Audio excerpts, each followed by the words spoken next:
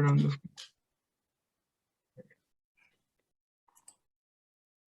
Dr. Singh, namaste. Hare Krishna. Namaste, Hare Krishna. Namaste, Dr. Singh. How are you?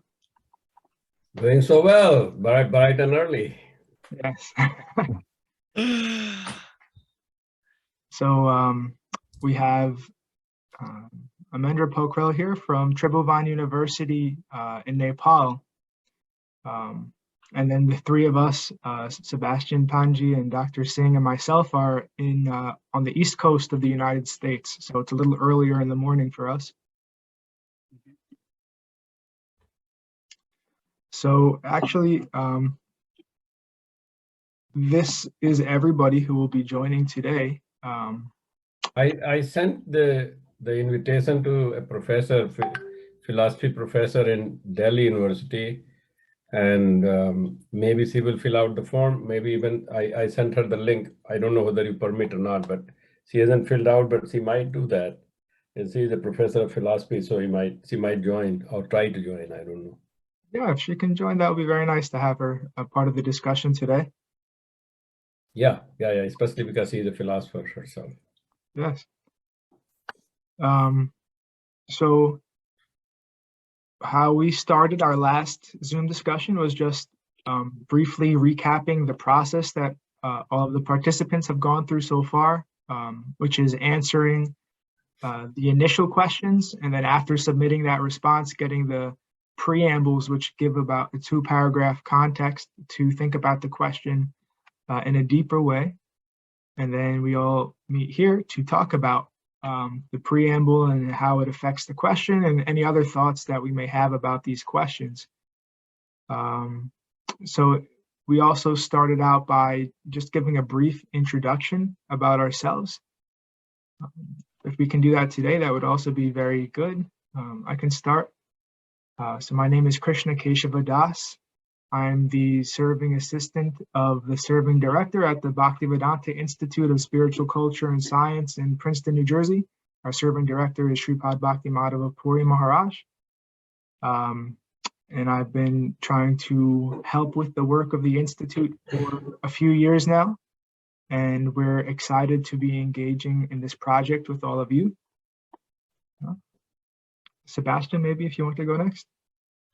Oh, yeah, sure.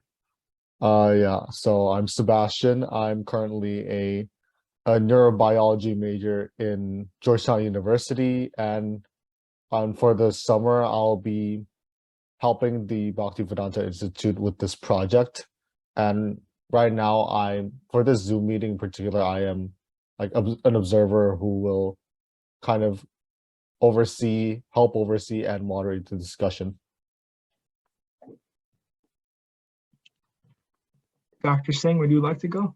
Sure. My name is Balram Singh. I'm a former professor at the University of Massachusetts, Dartmouth. Currently, I run my own institute where I'm professor and director. And my basic area is chemistry, biochemistry, but the University of Massachusetts had started a Center for Indic Studies that is still running. And I was the founding director of that, and that's part of the reason I got so much interaction with philosophical aspects of various things in the world. And so I'm very fascinated with that, and I'm coming from India. Obviously, I'm exposed to some of this stuff, but a lot more here, and I've been very fortunate to have interaction with Hare Krishna groups here in the United States, as well as some other groups like Vedanta Society, Maharishi groups, and so I have learned a lot. I'm practicing. I practice yoga, and Krishna is my Ishtadeva, so I have that interaction. But I'm basically a scientist to look at those traditions from science point of view.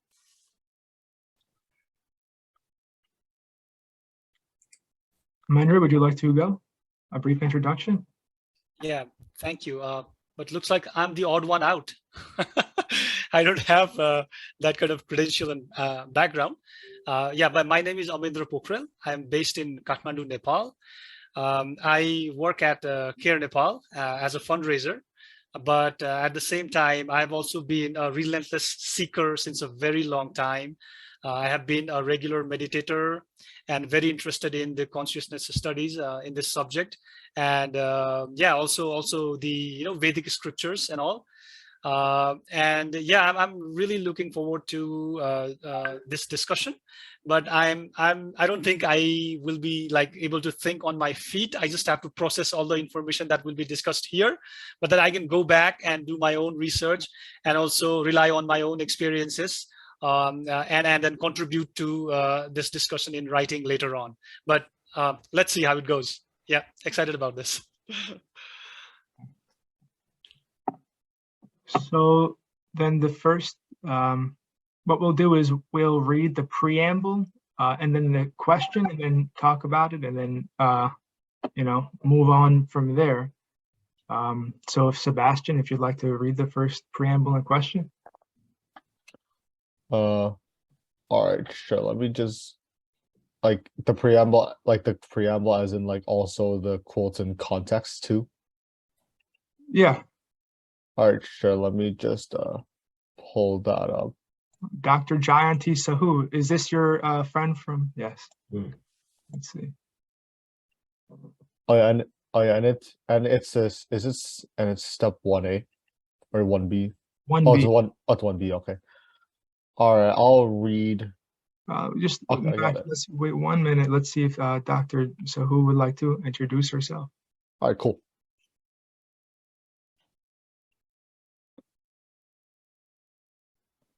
Namaste, Dr. Sahu. We're happy. Yes, sir. Yes, sir. Namaskar. So, I'm a teacher of philosophy. I just would like to listen to Professor Singh. Okay. So you would like to? Would you like to? You're welcome to participate in the discussion if you would like. Yes, sir. I'll participate if there is anything I have to say. So I'll definitely do, because Vedanta is my interest. So that's why I thought I should listen to your discussion. Okay. All right, so I will share my screen if that helps. So that actually. Yeah, I'll let me allow that. You should be able to. All right, cool. Can y'all see this? Yes. Yeah.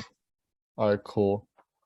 All right, so preamble 1 is modern scientists hold that the true scientific knowledge is produced by scientists through an empirical assessment of nature and is intended specifically to improve the material conditions of life. Such knowledge is supposedly free from moral or ethical value. Scientists hold that personally obtaining knowledge by observing phenomena with one's own senses is superior to obtaining knowledge from an external written or oral source. Ancient wisdom traditions such as Platonism of Greece and the Bhagavad Vedanta of India hold that true scientific knowledge is realized, implying that our knowledge-seeking effort is to recognize the eternally existing truth of reality, and that it concerns self-realization. Such knowledge is intended to liberate us from the miseries of the material conception of life and connect us with the eternally blissful and conscious spiritual reality. Ancient wisdom traditions hold that obtaining knowledge from a genuinely learned person, a bona fide preceptor, is superior to both gathering knowledge through sense perception and independent attempts to learn about reality. Such a preceptor's role is more to facilitate the drawing out of the insight which is already within the student, rather than artificially imposing some abstract conception. And the first question is the information gathered through our 5 senses sufficient to claim that we have genuine knowledge of true reality?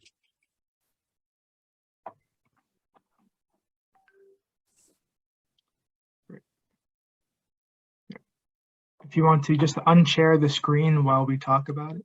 Oh, sure. So does anybody want to start with their position about this question? Well, I can start. I had answered no. It's because sensory perceptions are time and space based. And time and space is created by, when scientists believe in this, the time and space is created by some kind of energy. And whether they consider it to be energy at the Big Bang, or in Ayurvedic terms, they consider pranic energy, something that creates the space and time because of the elements that we see, and atomic particles, subatomic particles, gases, and the universe that we see. So it is something that has been created by something that they don't know, but our perception is dependent on those. It depends on the time. It depends also on the place. So I think scientists in general believe that what they are perceiving is not that is all. It's very reductionist view that they have. They try to understand it, but I think scientists who have a little bit more philosophical tinge to it, not just people who are like daily measurements and publication or use of it, is very different than those people who are really interested. But those who are interested, they realize that they don't know a lot of it. And so there's very limited, sensory organs give very limited information, both in terms of overall philosophy of science, also in practice, actually a lot less. Is there any response that anyone may have to what Dr. Singh has shared?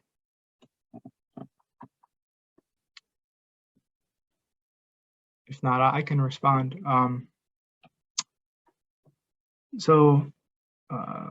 Dr. Singh, from my perspective, basically what you're saying is the empirical knowledge that science is currently concerned with is based on things which appear in space and time. Those scientists who are genuinely interested in trying to learn the truth about nature will admit that the knowledge which is gained through science, through those empirical methods, is very limited, although there are some others who are mainly concerned with publications or some kind of pride, and they might not be so concerned about whether what they're discussing or studying is connected with the truth of reality.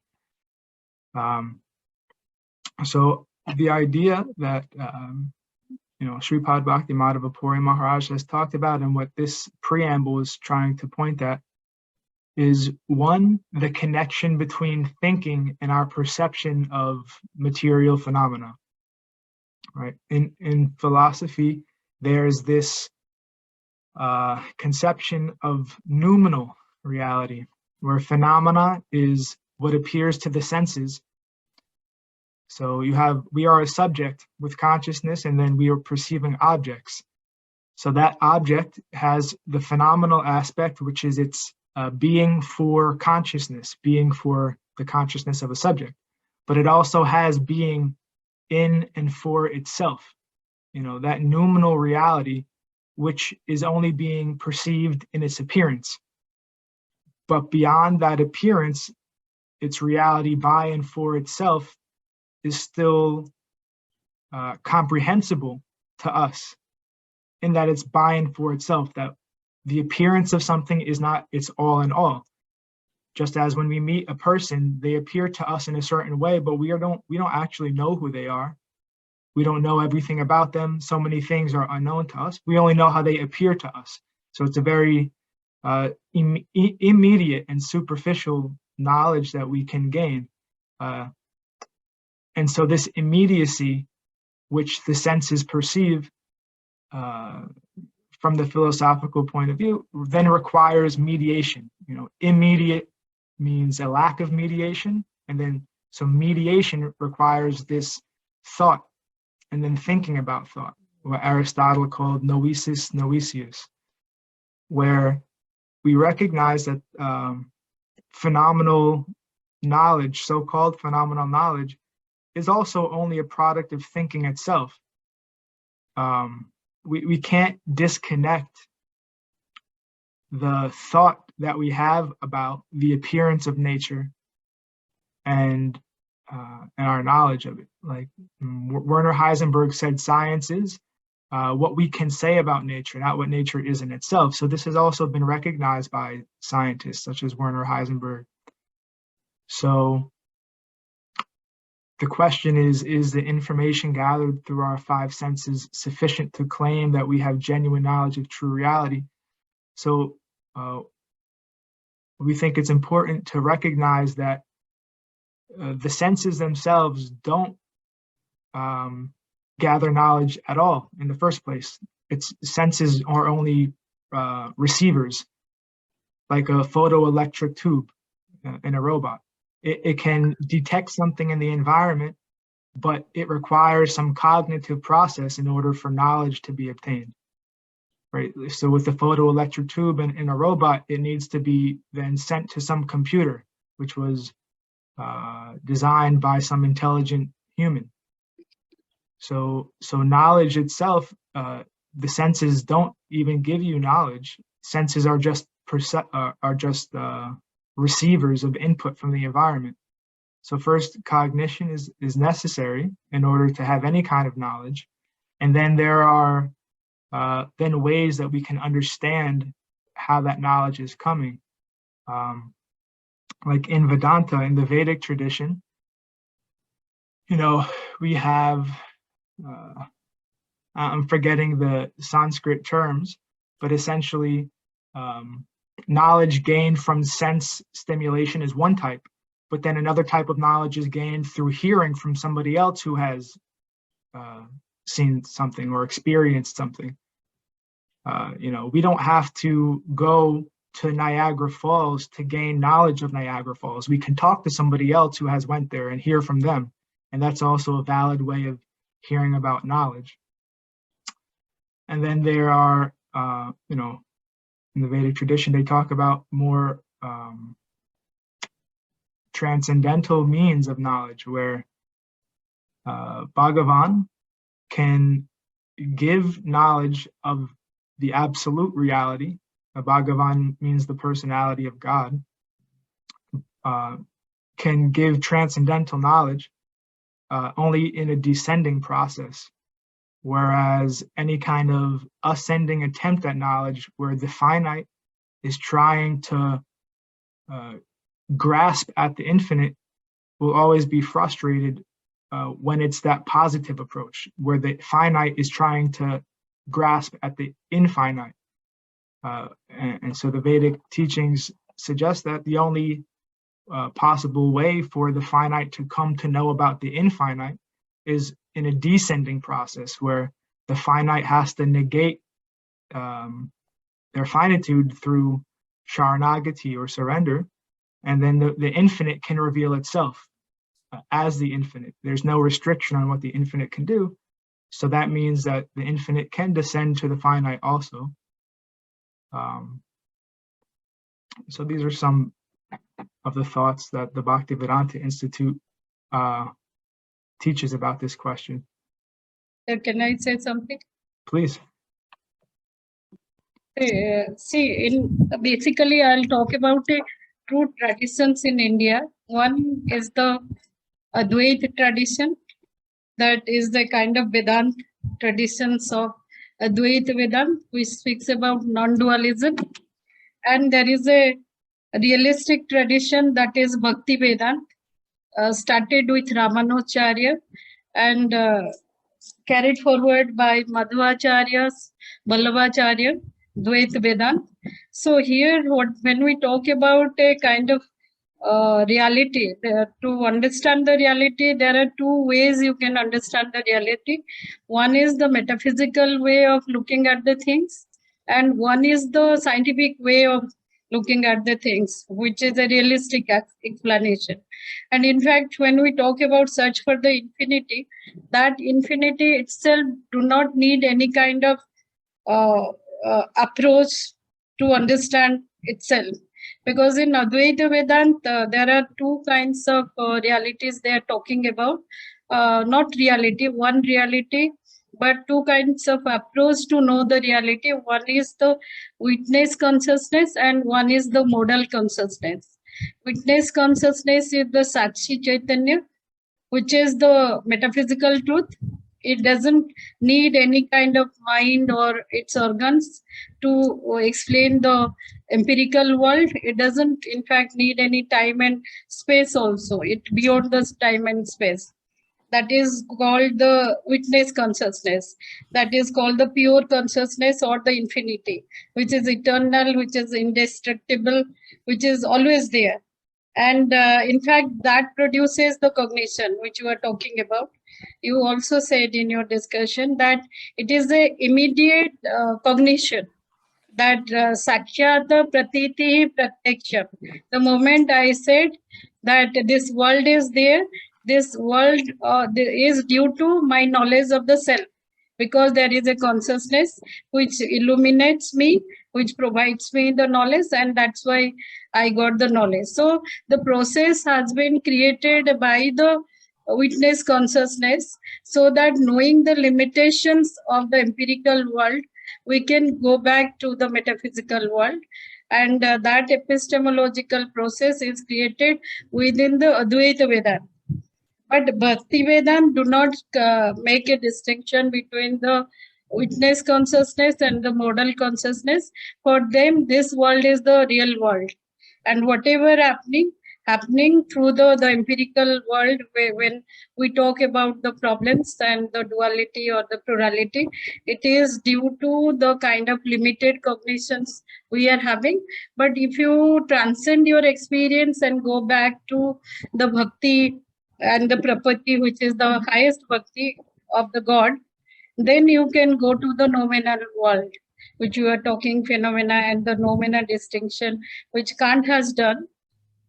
But Vedanta is speaking, giving you a kind of realistic and idealistic position to understand that reality, and that reality in itself is a very complete totality. It is full of everything, full of knowledge. Okay, so that is what the understanding of Advaita Vedanta. Even Visishta Advaita is a qualified monism, but that also speaks in a different language. But the ultimate goal of both the philosophy is to establish that how to understand the infinity which is there. And there is a different way of approaching that. One is the Advaita way of looking at the things, and is a process. That process is Maya, which is not the reality, but as long as it goes, this empirical world appears to be true. But as long as when you achieve that reality, Brahma or the pure consciousness, the moment you achieve the infinity, then that duality removes. And then you got that the transcendental soul or the Atma or the consciousness, which is full of knowledge. This is Gyata, but this is not the Karta. It is not an agent or not the enjoyer, but it reflects on you. By the reflection, there is a change is taking place. Change from the limitation to unlimitation, change from the ego to the state of bliss. So that change is change within the process. And if you minus the process, then again you back to the metaphysics, that infinity. Okay, so there is always an infinity is there, because of which everything moves. Okay, Brahma Satya Jagat Mithya Jive Brahmaiva Napara. This reality is one, and whatever you perceive the empirical, it has its own limitations and the boundaries, and the space and time, everything has a limitation. But if you see the consciousness in Vedanta, that it doesn't have a limitations. That I have to say. Thank you. So, yeah, I would also like to jump in here.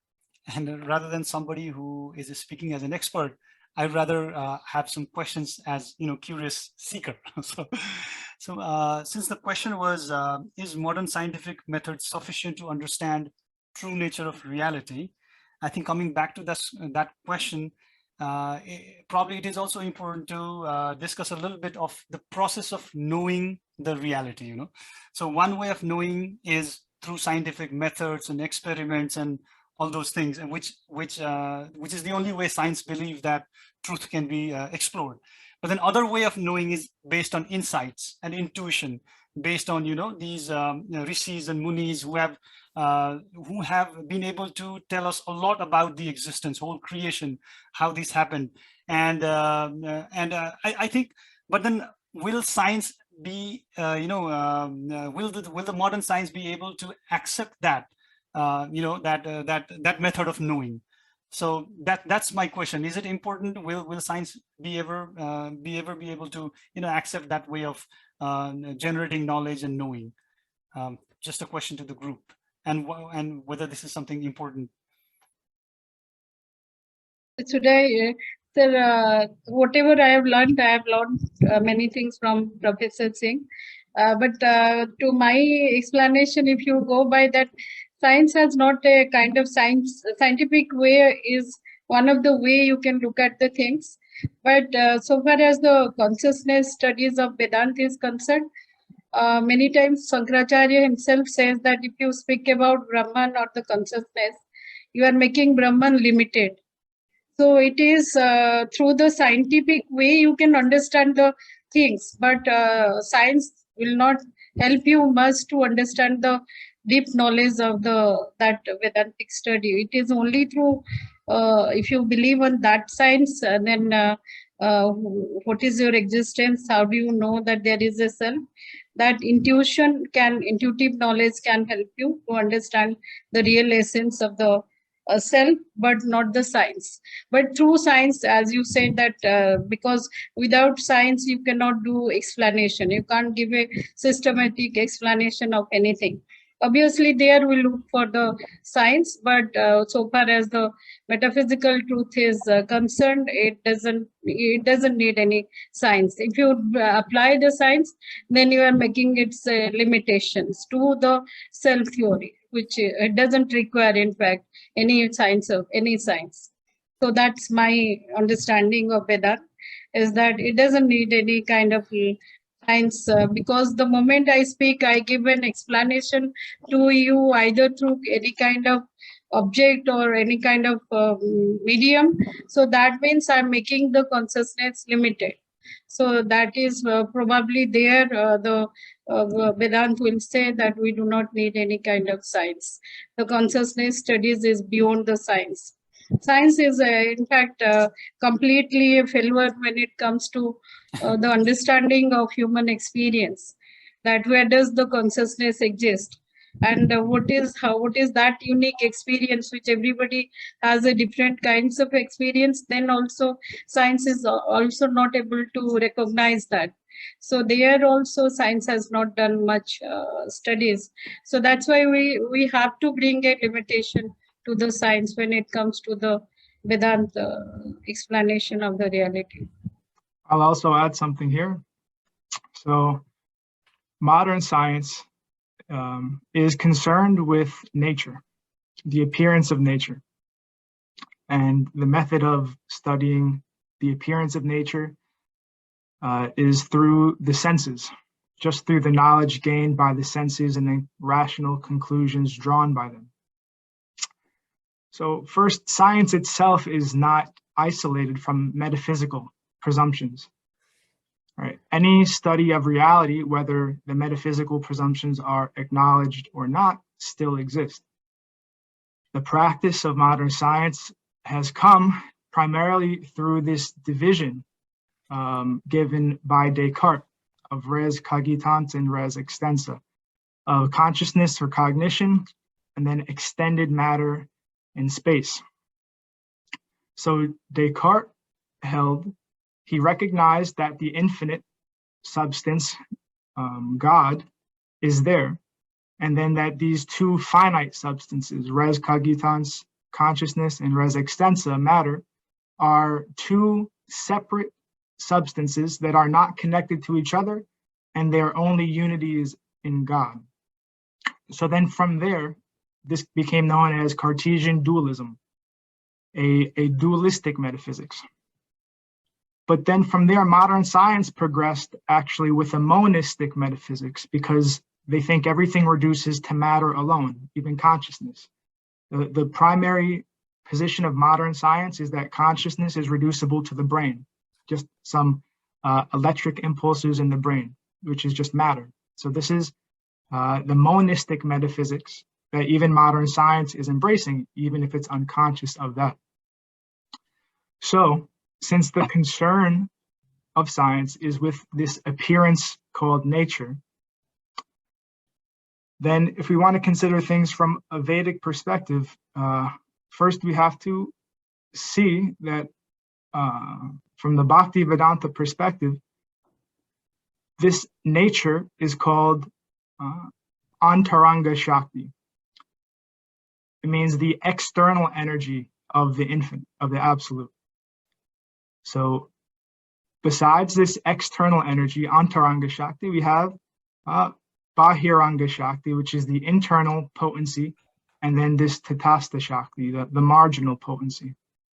So what that means is the internal potency of the infinite is its own reason by and for itself, right? The qualification of the infinite given by Spinoza, Western philosophers such as Spinoza and Hegel, as well as Vedic texts, is that the infinite is self-determined. It's by itself and for itself, that the infinite is self-caused, causa sui. Otherwise, if it relied on something besides itself for its causation, then it would not be absolute or supreme. In order to be absolute or supreme, it has to be its own cause. This was called causa sui by Spinoza.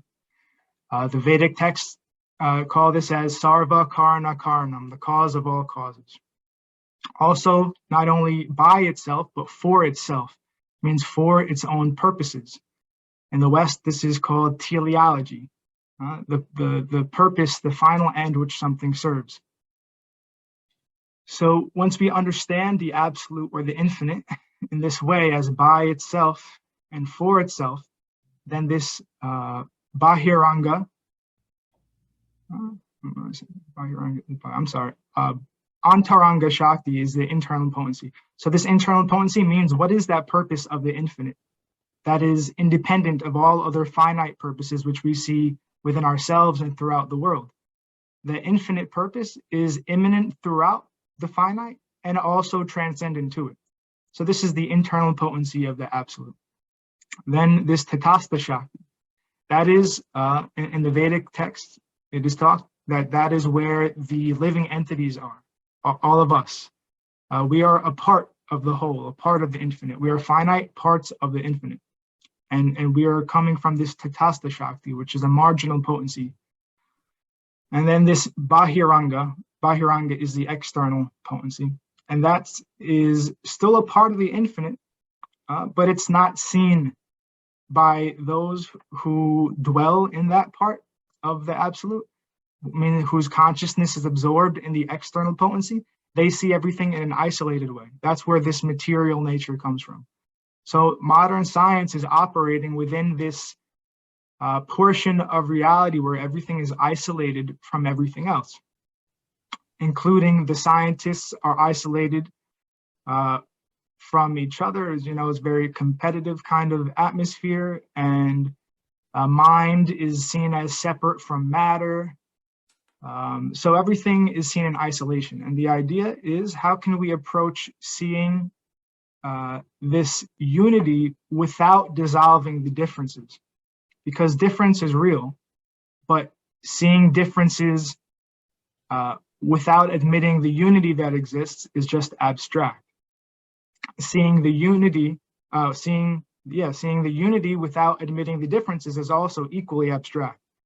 So when we're caught between this polarity of metaphysics, either monism or dualism, you know, there's a reason that for thousands of years, there's never been a conclusive answer, is fundamental reality dualistic or monistic? Because each side strictly by itself is just abstract. The truth is that reality is both a unity and diversified. So in order for this kind of metaphysical thinking called dialectic thinking, simultaneous oneness and difference, in order for that to have an impact on modern science, what would that look like? Well, it would look like first acknowledging that consciousness and matter are two sides of the same coin, that you cannot talk about nature without admitting that consciousness is there. Consciousness has to be there to make determinations and discuss things about nature. Once that kind of relationship is acknowledged, that they are two sides of the same coin, you cannot separate them, then the only way to understand is, what is the purpose? What is our purpose for wanting to know?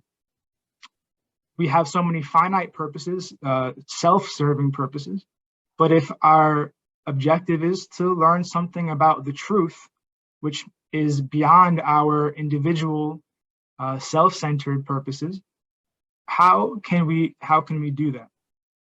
So the idea is that we have to consider the context while we are considering the parts.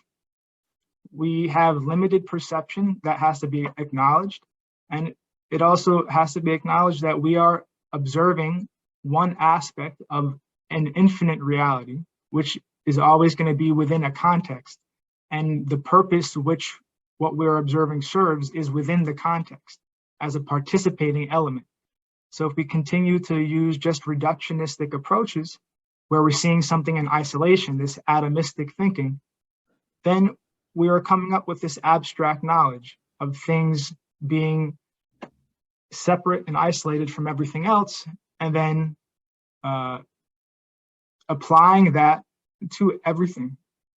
And that has side effects, social side effects, cognitive side effects, and we see the effect of that in the compartmentalization of our society, in the disharmony which exists in the world. So how can we move forward in a positive and progressive way? We have to acknowledge that differences are real, but that unity is there also. And through approaching this idea that the context needs to be understood in order to really understand the parts, this kind of metaphysical basis should be taken more seriously.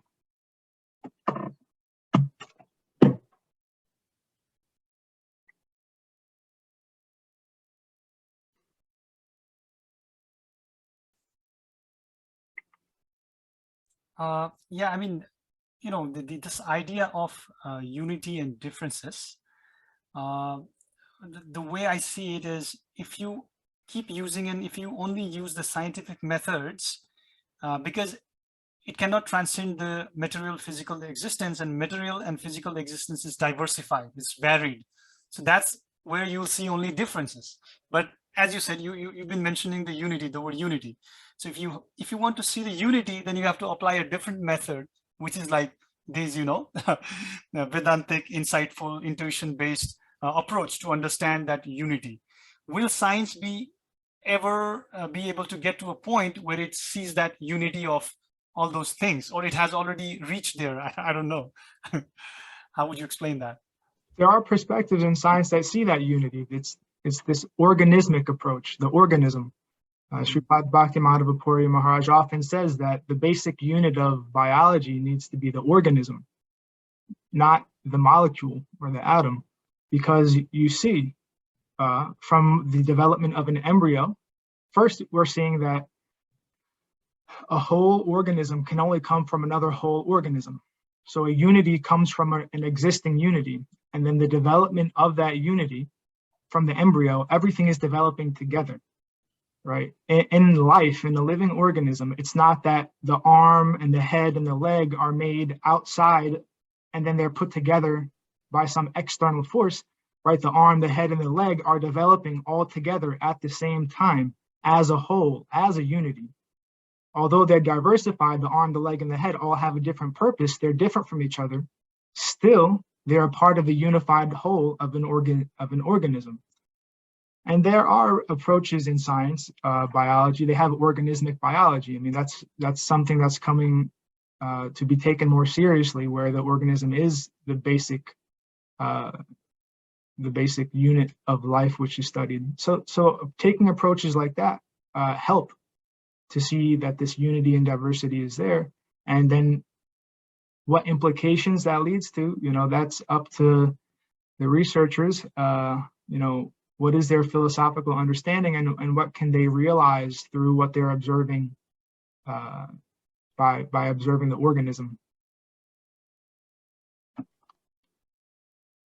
So if I can chip in, because all of you are not scientists, and have only, like you said, somebody can talk about Niagara Falls. You don't need to go there, but there is a difference when you go there versus when you hear about it. You can write a book, or maybe 100 books about how a mango tastes. But unless when somebody gives you a piece of mango, 100 books are useless. So they, unless you, I don't mean, I think there is a lot of misunderstanding about science or scientists. The problem with the scientists, actually, mostly not science. Scientists are very egoistic people. So they like to say that this is how it works. Even though they have very, very limited knowledge. And they even by themselves recognize that, because they by definition, they go by reductionist, which means they reduced to the smallest one, and so they know very tiny. Problem is that then the ego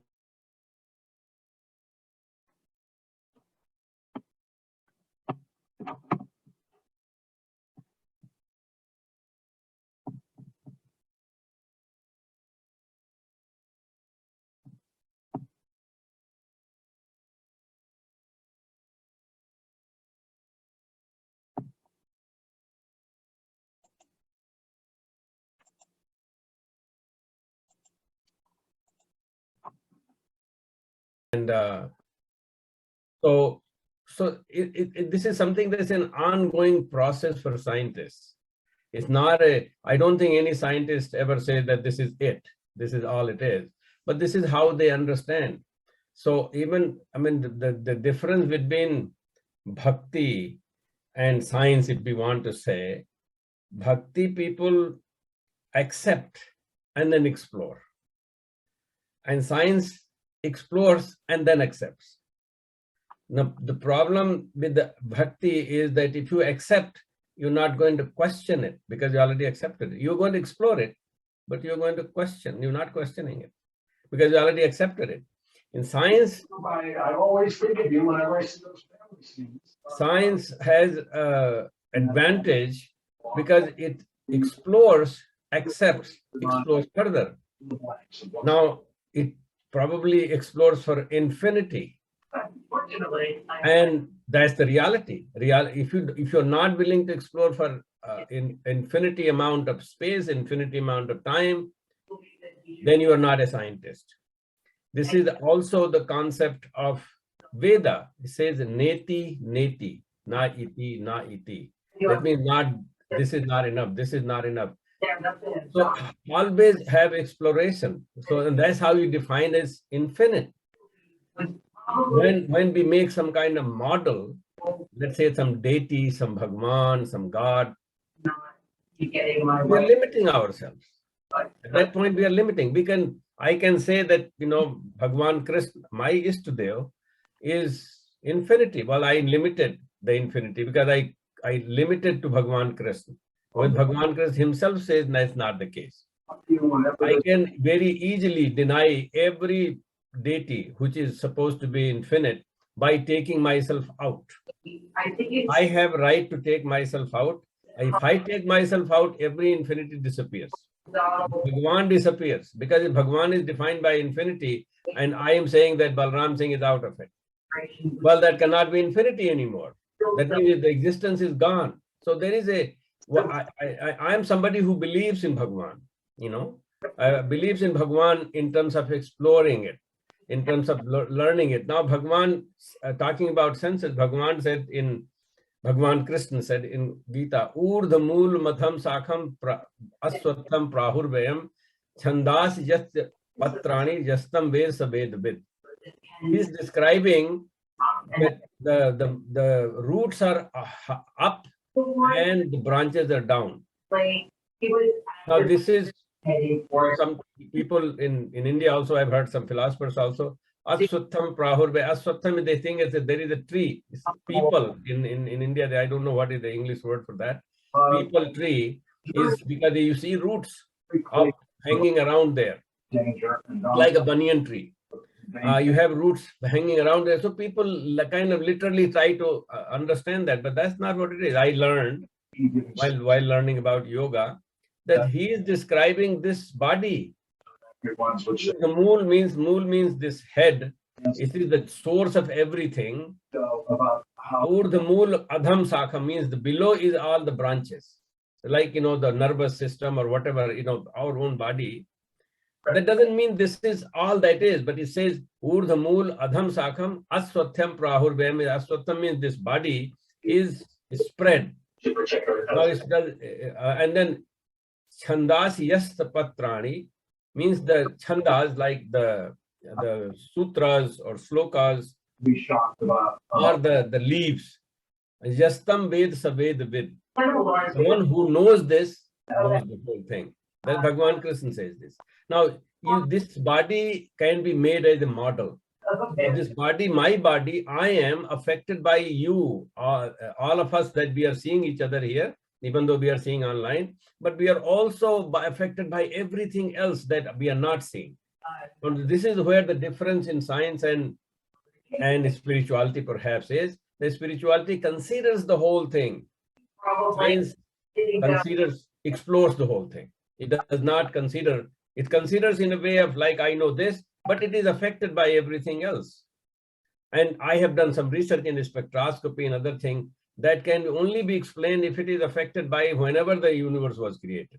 Whenever, that's the only way we can make observations, otherwise not. But do I know all the things for 13, let's say even scientists say the 13 point some billion years this world has existed, this universe has existed. Do I know? No way. I mean, I don't know. I can't even say how minuscule I know. But I know that I don't know.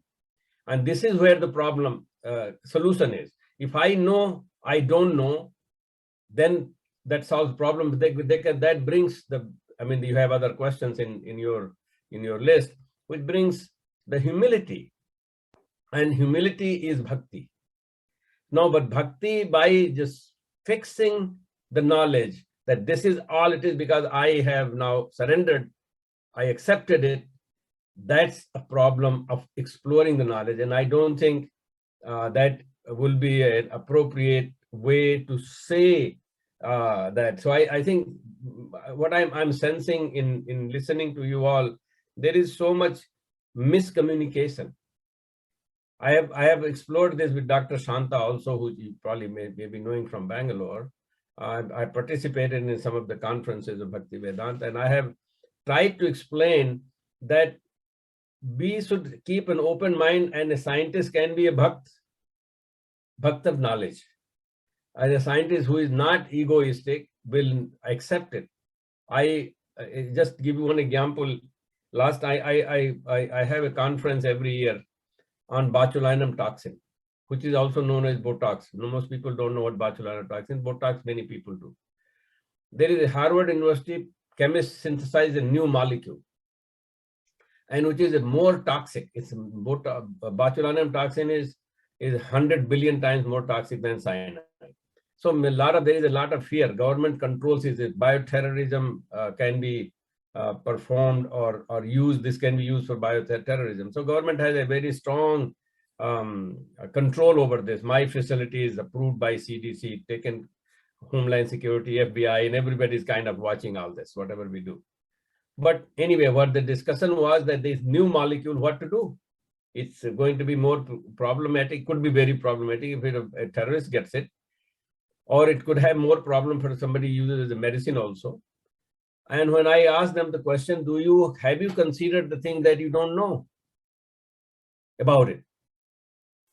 And this was a panel of people from CDC, FDA, Homeland Security, Army, international companies and everything. And they were stunned.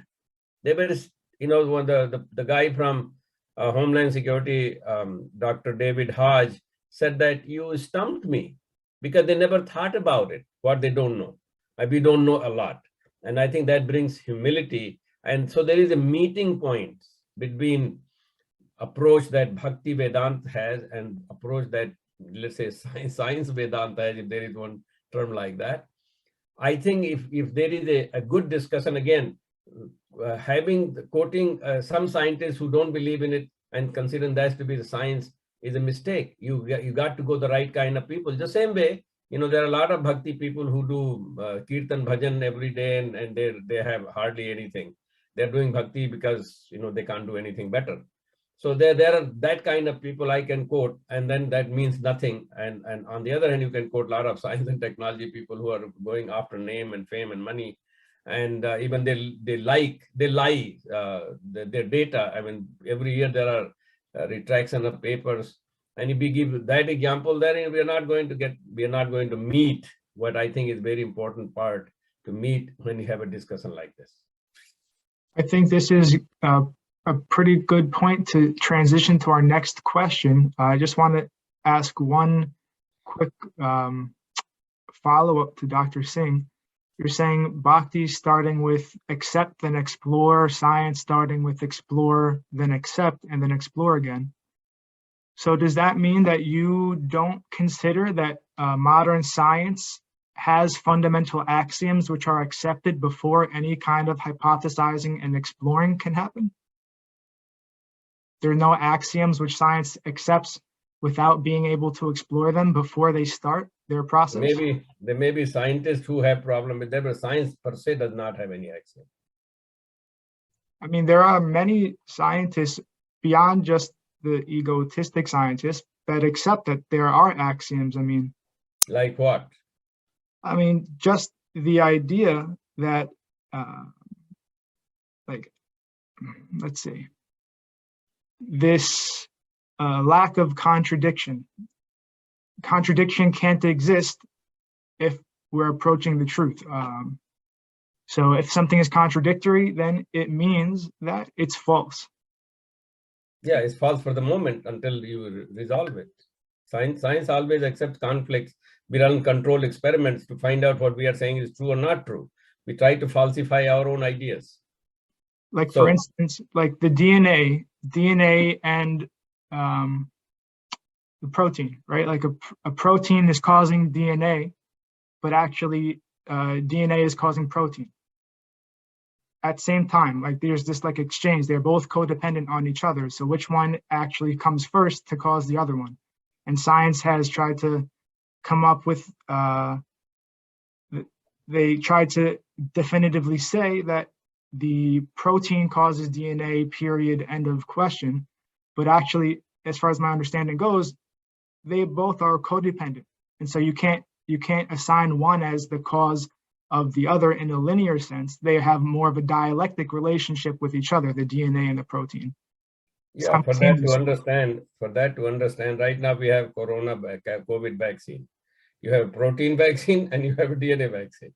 Both of them exist and they are created by scientists. There is no problem. But as far as how DNA is created, how protein is created from DNA and DNA is created from protein. So that seems like a contradictory relationship there.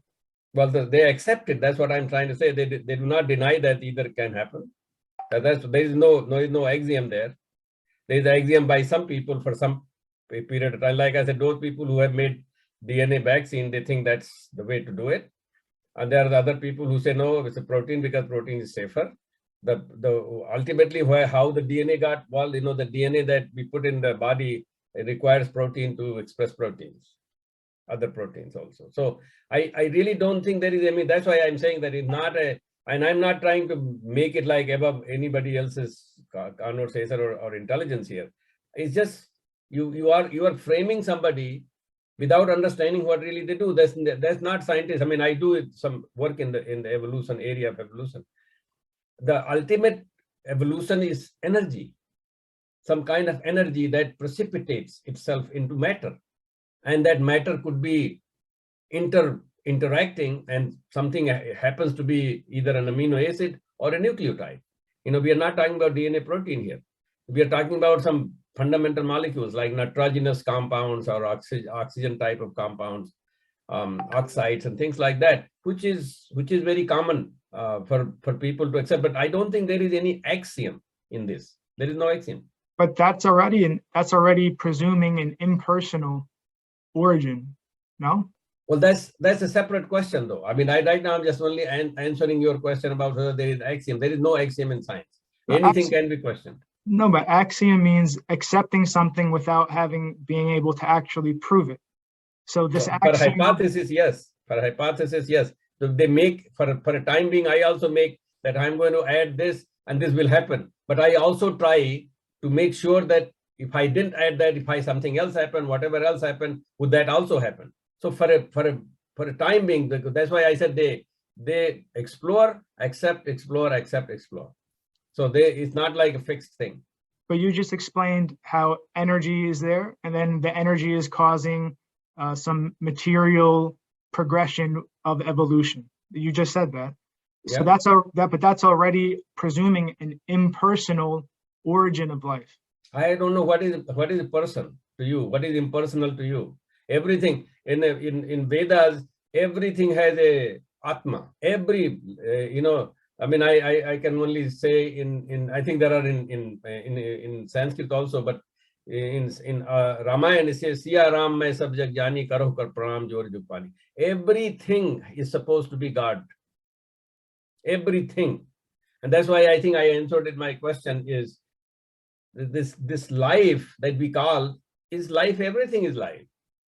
So you are distinguishing that human beings are different. Well, there was a time when Christians believed that human beings were tiny long time ago, and then now they have become bigger.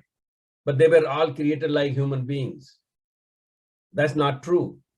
Embryos, one could say that even carbon, hydrogen, nitrogen also kind of human beings that they were produced, or embryos are like human beings. You can say, I mean, there are considerations to those things, but everything is human. Everything has everything that I know behaves just like you and me.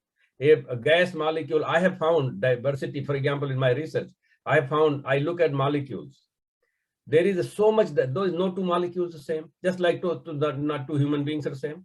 They have their own way of operating. We cannot predict it. We cannot predict human beings' mind also. So our behavior is very, in terms of behavioral things, those molecular behavior, molecule and man, in my research has shown, whatever little bit I know, that's very similar. So why do we say that we are person and they are not? They have a consciousness. You see between molecule and man? Yeah, they have consciousness. Molecule has consciousness. Molecule has consciousness? Molecule only exists within a living structure like a cell, right? Molecule, no, it exists everywhere. I mean, molecules don't need to be in cell. They're existing everywhere. Let me show you something. I just spoke about another conference. I mean, everything is molecule. Yes, rock is made of molecule. Yes, we understand that. But as far as the behavior of being able to produce other life, molecules only can become part of another life through a living organism. Like a cell makes another cell, and that has molecules in it, but there is no other process for a living organism to be created outside of coming from a pre-existing living.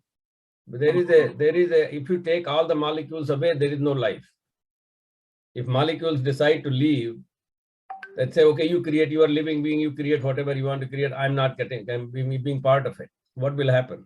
But person dies and the body is still lying on the table. The life is gone, personality is gone, molecule is still there. Yeah, I know, but a molecule decides to leave, the life will be there. I mean, both of them are not mutually exclusive.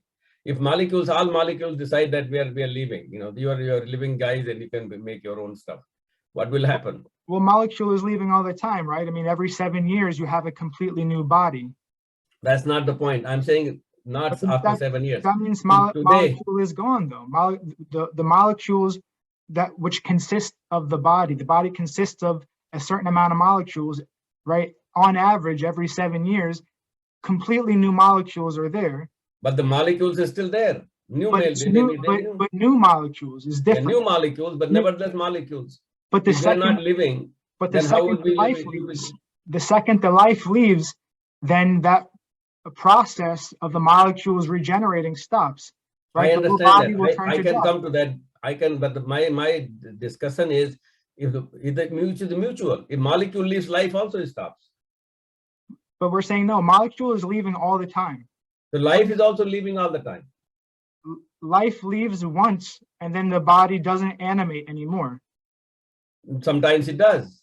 You know, it depends on what kind of body you're talking about. Human body. I have done research on something called quahog. I don't know whether you know, this is at the juncture of river and ocean here in Massachusetts. We have quahogs. They appear to be all dead, and you know, like in freezing, you freeze them, they're all dead, but then take them out, they're alive again. So life is also back and forth. But I want to focus on one thing: whether molecule is important for life or not. Molecule, without molecule, there is no life. We are saying without life, there is no molecules in an organized structure to perpetuate itself, I have no experience problem. consciousness, and so forth. No problem accepting it. I'm just telling you the consciousness there is a consciousness. Sir J.C. Bose, who like 100 odd plus years ago, he gave, scientists didn't accept that time that the even metals have consciousness. He showed in plants that plants have life, and nobody was accepting those days. But now actually we find the same molecules in our brain as in plants. So there is a life in plants. He showed it, consciousness is there. Consciousness in everything. And the label of consciousness, form of consciousness, structure of consciousness can be different. But there is a label of some kind of consciousness. I'm just created this molecule, the model where I created this, and we have done some mathematical formulations of this. Wouldn't go into detail, but I want to say here, next one, hopefully next one comes. We calculated an unevolved human being based totally on material basis would have a consciousness coefficient of this. So it's only question of grades. A human being could have a zero consciousness coefficient. In this one is negative relationship. The higher the coefficient, lower your consciousness level or lower your evolution. Human being does not need you. You may be totally knowledgeable and you don't need, your consciousness coefficient will be 0. You are it. But a stone also has a consciousness. It just has very little, and that stone is very important for us to have. There are trillions and trillions of stones in our body to have life. So that means, you know, those consciousness can be accumulated, and then we can have a very high consciousness. Just a consideration, not arguing it. So just to understand the other side of it, rather than just only think of your side. I think this will be a good time to move to the next question. This will come up again, I'm sure, but just to try to move along with the question here. Yeah. All right, so if we are going to move on to the second question, I will screen share right now. Sure. All right, so the preamble is modern scientists claim to have an objective process for acquiring genuine knowledge of reality. By following the scientific method, scientists observe isolated parts of nature, create a hypothesis for how this isolated aspect of nature works, test to see if the hypothesis appears valid, and draw a conclusion.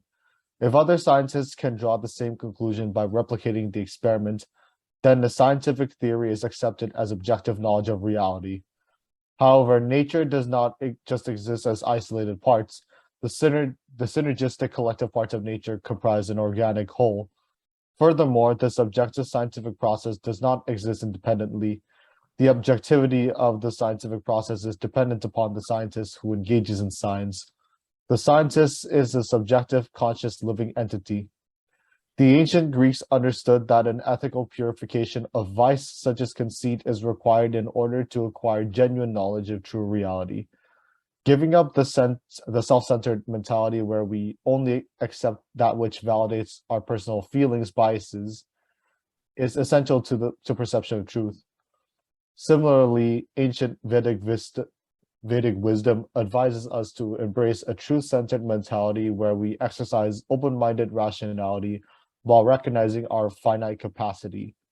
in order to transcend the limitations of the material conception of reality. And the question to this preamble is, are virtuous personal qualities such as humility and tolerance necessary for the acquisition of genuine knowledge? So I think Dr. Singh has shared his views on humility. I'm wondering if Amendra or if Dr. Sahu would like to say anything about this question. Yes, I think I'll agree with this question that certain level of virtues is necessary. So personally, I feel that somewhere and somehow you have to have a tolerance approach for the sake of benefit of the individual benefit also and the social benefit. And if we do not accept or do not agree with certain kind of statements, like value loaded statements or the concept of virtue, as you find in Aristotle also speaks about, and other philosophers in Bhagavad Gita, so that there should be a tolerant approach and virtue one must accept one's life for the greater benefit. So if we talk about a global society, want to bring unity and peace and social harmony, so the certain level of acceptance should be there, and tolerance also is required, whether you like it or dislike it.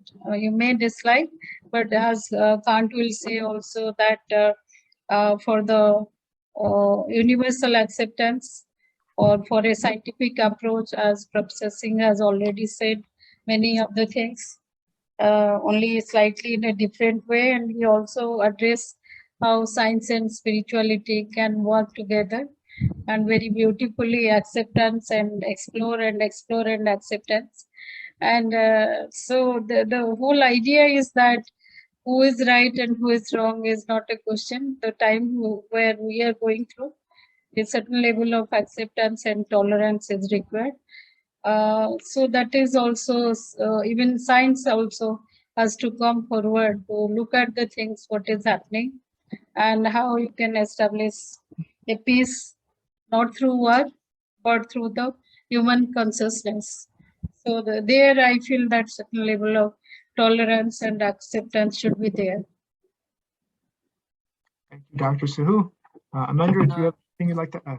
Yeah, I would slightly present my view in a different light, because I don't think, only humble people, or it's absolutely necessary to have humility to have that to acquire that genuine knowledge, because I know that we have like historical examples from our scriptures where there are characters like Ravana, who were quite portrayed as a very wise character, who knew the reality, but still was very arrogant person.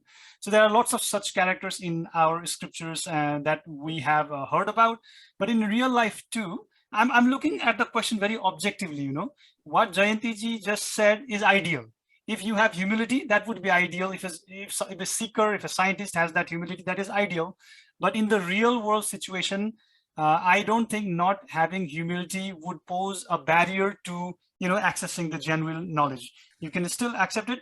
How you will use that knowledge is probably a different question. If you are an arrogant person, if you are not considerate of others, then that's a different question. But as such, I don't think humility is an absolute necessity to acquire the genuine knowledge. So yeah, that's what I think. If there are any other comments, if not, I yes. always have comment. I think arrogant Ravan was a good means to knowledge. He wasn't the guy who had knowledge. If he had knowledge and wisdom, he wouldn't do what he was doing. Ultimately, I mean, I'm talking about reality. We are exploring reality here. So there are a lot of arrogant people, a lot of scientists, myself included in it. We are means to knowledge. I make mistakes. And by my mistake, you don't need to make that mistake. You learned from my mistake because you saw that I did this, and it is wrong. It is including what I'm saying today. I may be very arrogant, might sound like very arrogant about scientific definition, approach, this and that, but I hope that you are learning. So I may be very arrogant, and an arrogant person can still become a source of knowledge, but it's not the reality. The person does not know. I do not know the reality. So I feel that scientists, in this case, I will make the methodological idea of scientists. Scientists have openly accepted that the whole world, knowledge comes and can question me. If I did something and I made an observation, published it, somebody does the same thing, doesn't find it, can tell me that this is not, or my interpretation. We're talking about, scientists only talk about the physical data. No, that physical data is only the springboard to get ideas. We all scientists just like anybody else. The spiritual people also do the same thing. They look at some Bhagwan and they become very trance about it, and just their nature. That's that. I don't have that. I wish I had that, but but then they're not all the bhaktas also have the trance. They may be pretending to be the one, and the Raman was one of those people who thought that, and we think that he was very knowledgeable. Yeah, he had a lot of bookish knowledge, he had a lot of skills, but he didn't have the ultimate knowledge. And when you talk about the reality, I guess we are talking about the ultimate knowledge. Thank you, Dr. Singh. Should I say one line I just would like to add, where Sir said something that it is absolutely right. When we are talking about reality, reality is not empirical reality. The problem lies with the empirical reality. But if you look for, and when we are talking about Bhakti Vedanta or Vedanta, it's not a kind of humility should be accepted, but you have to again transcend that state. And because in order to establish something, like Kant says that the first maxim of morality of the Kant says, act in thy manner so that you can be an universal example. So there some kind of tolerance is required. Maybe Professor Mahendra said something which I agree, but then also what we are looking for. Ultimately, if we are looking for a state where everything will be get merged, or something which be rejected and abolished and create a new state, then we have to have kind of certain level of tolerance and acceptance is required. And we are not talking about ordinary truth here. We are talking about a transcendental state of reality. And once you go there, and all level of tolerance is there. So it's not that the level of pain is not there, but the level of pain is no more there because I have accepted and adopted a different kind of states. So once you do that, see, a person is a scientist or a kind of artist or a literary person. Person is a person first.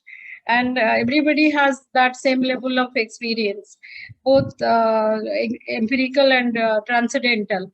And to have a kind of establish a good in the society, some level of sacrifice and some level of thinking we have to generate, not like war going on between Russia and other part.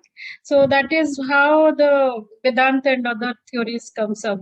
And I find that certain level of tolerance and acceptance, even if its humility is also required, that is also acceptable to me. I might be sound to be idealistic, but that's my approach of understanding reality.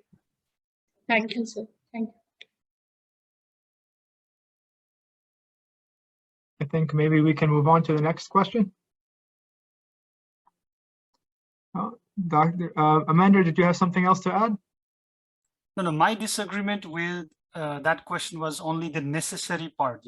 I'm saying, as I said, in the ideal scenario, of course, humility and tolerance is good to have, but do they pose, if you don't have that, will you not be able to acquire the genuine knowledge? Well, I disagree with that. So that's why I wrote in a different way. There could be another way of framing the same question. So yeah, so just the wording of the question, necessary. I mean, I don't think it is necessary. It would be good to have that humility and tolerance, but yeah. Thank you. Okay. Thank you. No, I think I would just like to say in response to that, I think I also like like there's another way to reword that question in terms of like the virtuous personal qualities itself. I saw like humility and tolerance as less of an active choice rather than your mind is just in a state to learn, like, and just be like perceptive of like, well, anything's possible, be ready for it kind of thing. So like that's just how I interpreted it. Nice. So if we want to move on to the third question, I can screen share again. Yeah.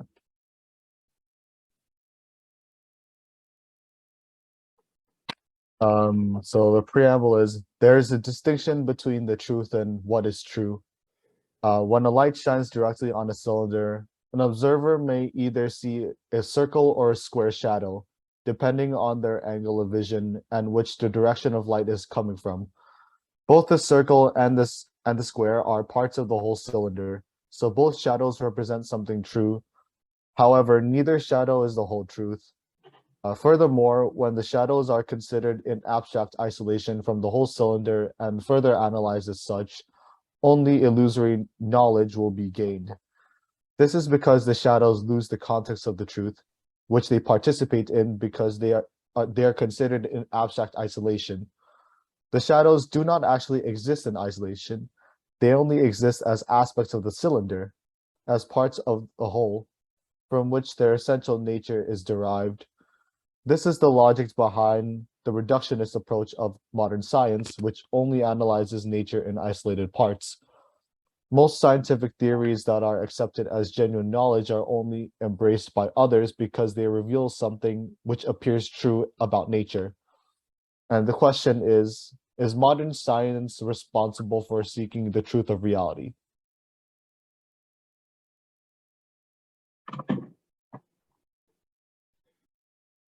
Dr. Singh, would you like to say anything about that? Oh, I have a lot of things to say about that. So, is modern science responsible for? I don't think so. Modern science is created by people who were at least jigyasu, which means they were at least curious about knowing things. And so modern science is just like I said, it's an exploration. The ideas were there in human beings, and that is an important aspect to know. Keshoji, that's very, very important thing to know, where this curiosity comes from.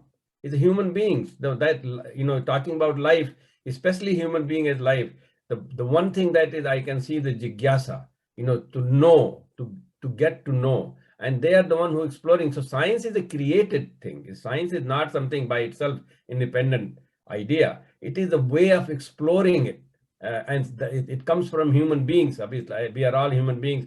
We can say that science is there everywhere we see. Like I said, you know, I find the molecules to be behaving similarly at my level, from what I understand that. But I'm still a human being. I am the one who is more important. And to come to agreement as human being is a lot more difficult. And as you can see, there are so many spiritual traditions in the world, and they don't agree. They have a lot of problems. But scientists, at least, they may also disagree, but they have agreed on to find an agreement.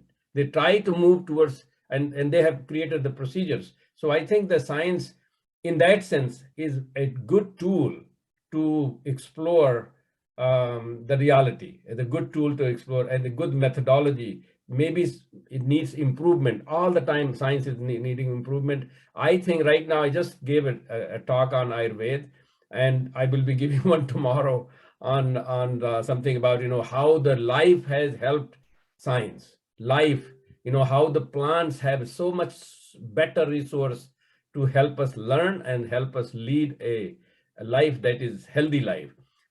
So I think that it's very important that science also learns, like this holistic approach is science completely lacking, but recognizing it.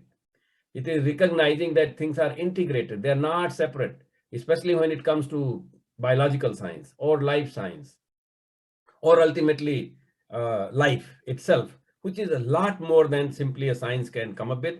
Right now, I do some molecular modeling in my lab, and with the collaboration in University of Massachusetts. His name is Dr. Valeri Barsgoff. And we have one molecule which is so tiny, it's like 80 angstrom or so, it's like at less than 10 nanometer. That molecule, to what it does in 5 microsecond, all the computer knowledge that we have today, it takes 3 days to find out what that molecule does in 5 microseconds. So I asked him this question. We published a paper in, well-recognized paper in Journal of Physical Chemistry. But when I asked him, can we model a cell? He said, not possible right now. Right now, all computational capacity that we have is not possible to model one cell for 1 second. So there is, and we have very little knowledge. So obviously we don't know, but we can learn that this holistic integrated approach that is called life is very complicated. And I think we can say that we know little bit about it, but to say that we will be able to, modern science can explain life, at this point, not possible. In 100 years, maybe never. I just want to emphasize that. So the question here is asking, what is the goal of science? Is asking, is science responsible for seeking the truth of reality as its goal? And so if someone is thinking that science is not responsible for seeking the truth of reality, then our question would be, what goal is it pursuing? What is I misunderstood. I thought that science is the source of reality, or how we see the reality. But their goal is certainly to seek the reality. What reality they have in their mind right now is at this modern science is just to understand how these things work. But like I said, as a scientist, I do research on botulinum toxin. But now I'm very interested how this botulinum toxin is probably a great grandmother of ours who has good thinking for us. And so I think scientists will eventually get there. When they get there, they will ask this further question, and some of the questions that you are asking, or maybe even spiritual people can reach there, transcend there. The scientists cannot, because their methodology is different, their approach is different, but I think they're after the same question. Okay. Thank you, Dr. Singh. Yeah, I mean, I was also thinking, everything Dr. Singh explained pertains to the material physical existence and how science can help us understand the reality of the material physical world. But then again, in the spiritual practice, there is also this transcendental, non-material, metaphysical reality, and how or what role science can play to help us understand that knowledge. Will it ever get there? That's also one of the questions that probably needs to be discussed. Yeah, I think this is a very important question. I want to tell you from science point of view and life point of view. We go there to go across. You go to high school not to stay in high school. You go to high school so that you can go beyond high school. And science is like that. Whatever it puts as a goal, because it's a limitations, it doesn't mean that it's going to stay there. It means that it's going to go across. Like I said, they have exploration, then they have acceptance, and they have further exploration. I see this as like, in a staircase. You go certain level and you level it, and then you go again, and then you go again, and then go again, rather than, maybe there is somebody who can jump up there, maybe spiritual people can get there because they transcend the whole thing. Or there is some people who are more philosophical, like Dr. Sahu, they can ramp up. They can always, they're discussing about it. They're never reaching a conclusion. They're just continuously discussing about it. So there are various approaches, but I think the goal is the same. Just one more thing I'd like to add here, Balram Sirji. The people who have transcended the nature of physical reality, they have consistently explained or described similar experiences, So shouldn't that itself serve as an evidence that, there is an existence of, the transcendental reality that exists, that goes beyond what science can explore, There are so many people who have consistently said the same thing after they have experienced it. Right. So I don't know, what is your position on that? Do you believe in that? What do you think? I would certainly believe in that if that were the Okay. case. But I also know that the currently spiritual people, I mean, you have all over the shops open everywhere, and everyone talks differently. I mean, we have in India right now, there is a lot of problem in Nepal also. There is somebody said something about Prophet Muhammad, and then everybody has different idea about it, and they don't have the, even themselves don't have the idea. So I mean, the great people like Prophet and incarnations, they all have questions about them. So I don't know. I don't know two people who have the same experience. So if you know, please let me know. Okay. I just want to add one quote in reference to what Dr. Singh said about this step-by-step progression. I believe, right, Dr. Singh, the step-by-step progression of science, yes, science being an aspect of. Albert St. Georgi, who is a Nobel Prize winner in physiology or medicine, has said, as scientists attempt to understand a living system, they move down from dimension to dimension, from one level of complexity to the next lower level. I followed this course in my own studies. I went from anatomy to the study of tissues, then to electron microscopy and chemistry, and finally to quantum mechanics. This downward journey through the scale of dimensions has its irony, for in my search for the secret of life, I ended up with atoms and electrons, which have no life at all. Somewhere along the line, life has run out through my fingers. So in my old age, I'm now retracing my steps, trying to fight my way back. Well, that speaks at all. That means it's going down and going up now. So it's the same step up, a step down. I think that he's talking about the same thing. Well, I think what he's saying is he can understand that life is, like, for our perception, the cell is the smallest unit, so to speak, of life, the cell. And then everything which is within the cell is dependent upon that cell. So I think his perspective is that life is not, these lower things, electrons and the quantum perspective, those things are not alive from his perspective even. So well, I disagree, and I don't know whether that's what he means. I'm not sure. I mean, he's just saying that he went and what he considers, I don't know whether he considers cell as a life, and whether the electrons have life or not. I think that's is a question. Like I quoted earlier, so many Vedic literature says that every particle, every kana has Paramatma in it. If Paramatma is there, life is there. That's a fact, but that's with the conception that everything is an aspect or part of Bhagavan, the supreme life. So when we're not working within a conceptual context where that's true, then we're, like, modern science is not based on the metaphysics that everything is a part of Bhagavan. That's the problem. Exactly. I think you got it right.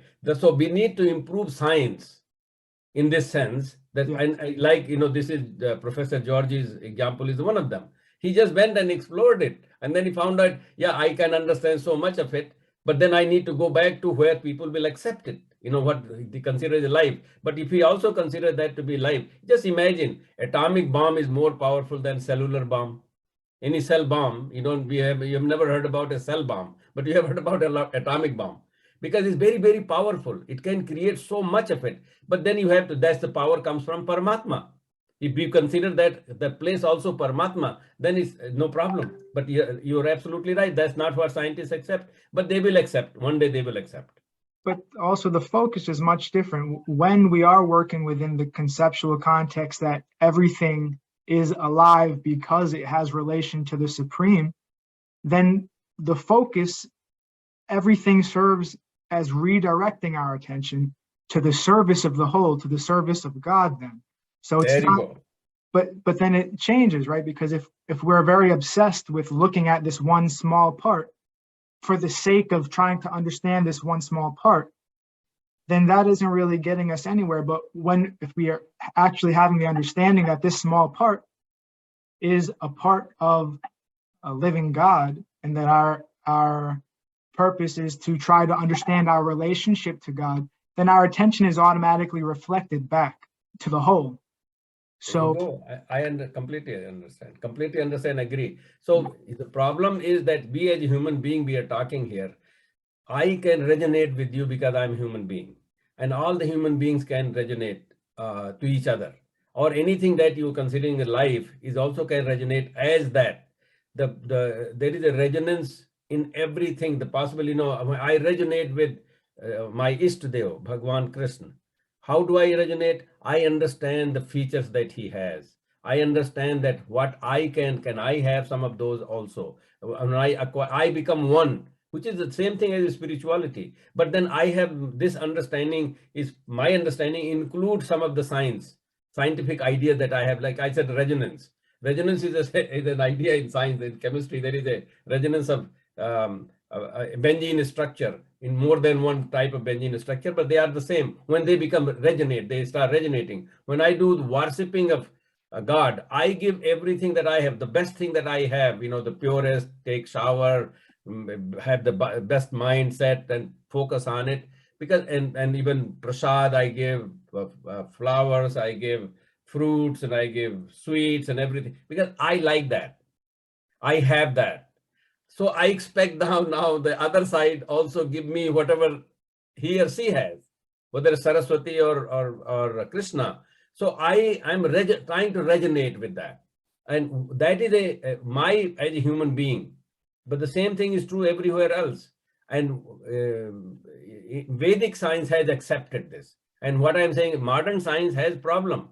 Indian people and people who have spiritual ideas, they should, and they also have scientific tenor, they should integrate it so that everything is a part of God and or Paramatma and not a problem. And then our difference is only the way where I am, where you are, be understanding at this point of view without denying it, without denying everything else. We don't need to deny anything. The reason we are having even this conversation because scientists are perceived to deny the existence of transcendence, deny the existence of you being united with the Supreme.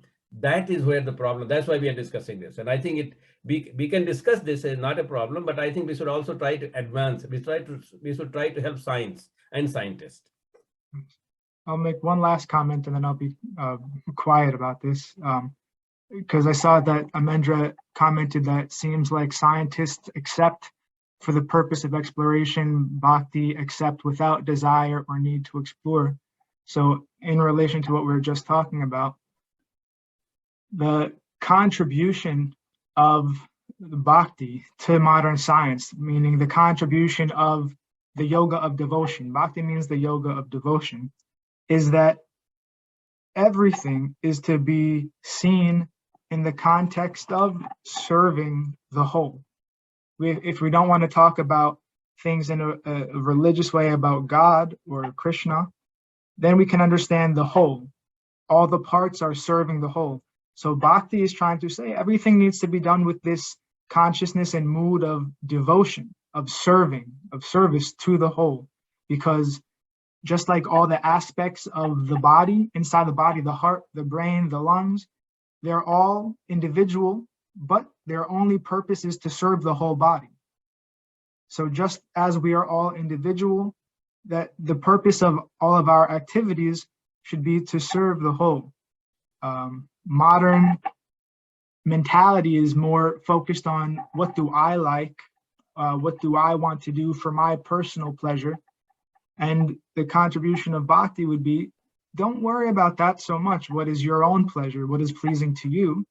It would be better to try to consider what is more of highest value to contribute to the whole, where the whole is more than just the collection of human society, that there is a living conscious whole, and we can learn about the will of that whole through a transcendental science, through Vedic science, and then trying to use everything in our capacity to serve that will. And now modern science can be used in that capacity because everything that we observe in nature, in the universe, is a part of that whole and is actually serving as a glorification of that. The beauty that we see in nature is just a small spark of the beauty which is in the whole of the spirit, the whole of spirit. So when we can proceed in modern science do the empirical work, that is fine. But with the understanding that we are doing this to see and to glorify the beauty of spirit, because nature is only a part of spirit. So we're going to engage in science, but it's not going to be because we are trying to satisfy ourselves. It is because we are trying to satisfy the whole through glorifying, through understanding how beautiful spirit is. And through that, we receive benefit anyway. When you water the tree, when you water the root of the tree, the leaves, the flowers, the fruit all get the benefit. But if we're trying to water only a fruit, only the leaf, and we're neglecting the roots of the tree, then the whole is not being given proper attention. So when you basically the philosophy is when you serve the whole, then the parts are taken care of to the best capacity. But when the focus is on the part, then things become very chaotic and very much in a state of suffering and ignorance. That is the contribution that Bhakti would present. Just to explore this idea of whether science is capable to grasp the transcendental reality, because we're talking about the nature of reality, right? Yeah. So Dr. Singh, like you said, there are a lot of differences of opinion even among the spiritual people. But for example, there is one idea that I have consistently heard many spiritual people who are let's say they are the enlightened master talk about, and that is this idea of Sthula Sarira and Sukshma Sarira, right?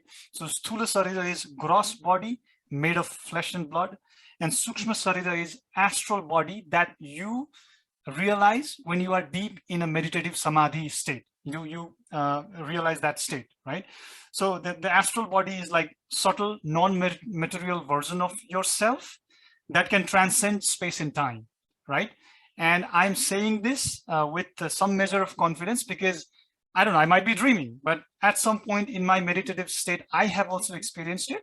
But it seemed like I was too attached to my physical material self to let go of it and, and go in that journey. I wasn't ready. So I would say that. So my question is, would science ever be able to reach there through scientific methods and scientific tools? Would we be able to get there? Because that's also, in fact, that is the reality that we need to understand. So what do you think? Well, the science I think we're talking about Panch Sarira. It's a subtle body, has ethereal body, it has astral body, it has mental body, it has spiritual body. And according to yoga philosophy, the chakras are the junctions of all this. So physical body is not different. It cannot be isolated from the rest of them. So science has to a certain degree gotten to some of this, not directly. Again, I don't mean to make this as and I would advise very strongly not to make it science versus spiritual. I think science is, you can make scientists versus spiritual, that's not a problem because they have more ego sometimes. But they have, in general, have accepted that, they're willing to mend their ways and change it and move forward. So some experiments like ethereal body, there is a Kirlian photography for ethereal body that has been a concept in Vedic tradition for very, very long time. And ethereal body has been, can be mapped by Kirlian photography.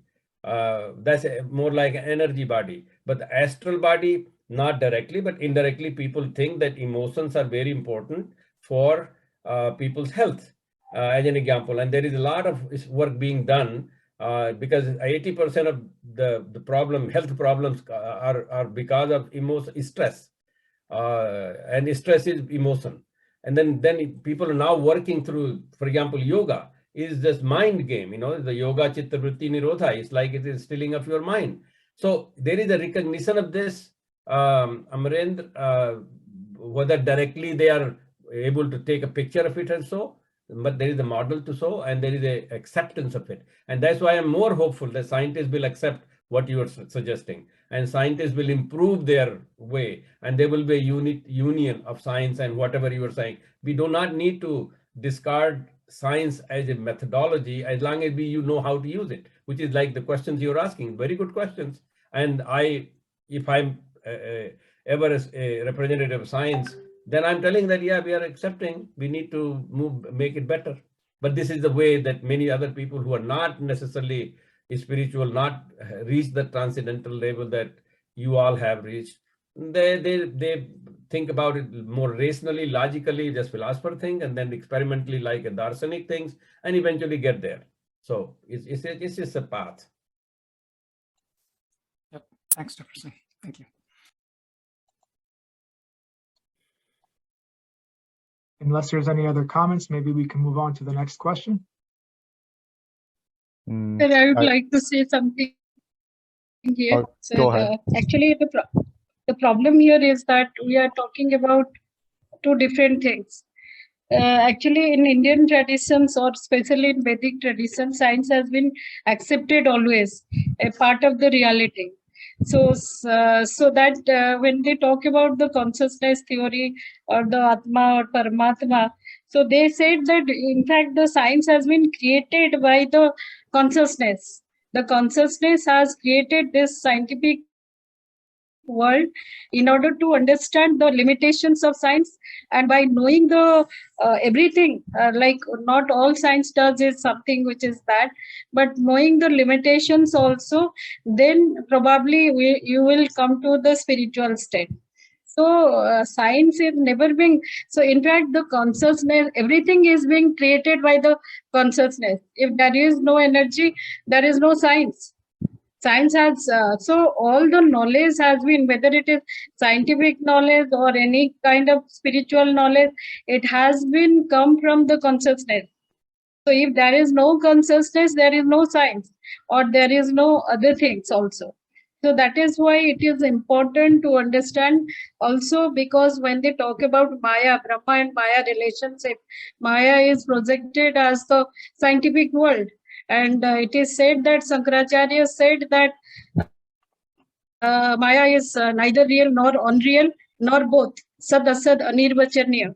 So never the scientific world is being discarded, or everything has consciousness, has the tremendous potentialities to create the science, and the science has been in fact created by this energy and the consciousness.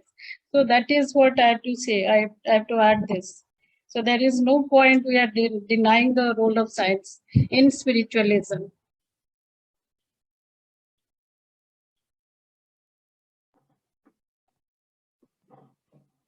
Thank you, Dr. Sahu.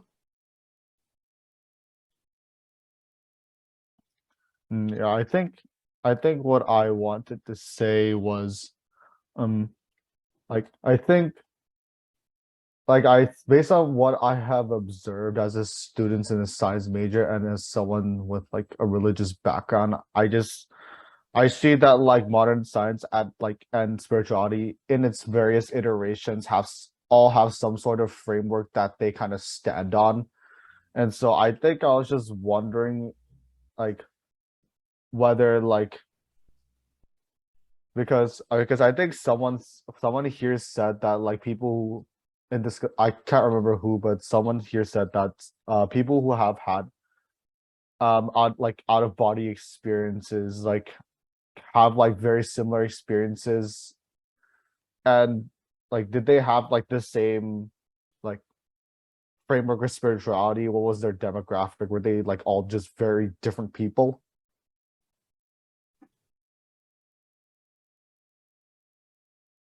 I think that's an interesting question. I don't know about the people in different geography, but in India and Nepal, there have been people who have talked about those experiences. And interestingly, even the Westerners who have studied these consciousness and these aspects of reality, these dimensions of reality in this part of the world, they have also have similar experiences. So I don't know, it might have to do with the spiritual traditions, or yeah, I mean, because I have not gone thus so far to very convincingly with a lot of conviction talk about these things, but I have had some glimpses, and these glimpses are actually what helps me stick to this path, to be a seeker and continue to do what I'm doing. Otherwise, like I have a lot of other things to do, but what makes me stick to this thing? Because I'm sticking to it because I have had some experiences that is sort of a motivating factor for me to like continue on. So yeah, that's what I would say. Thank you. So there is a level of looking at these things. I think, not exactly looking at enlightenment, but everybody has out of body experience every day.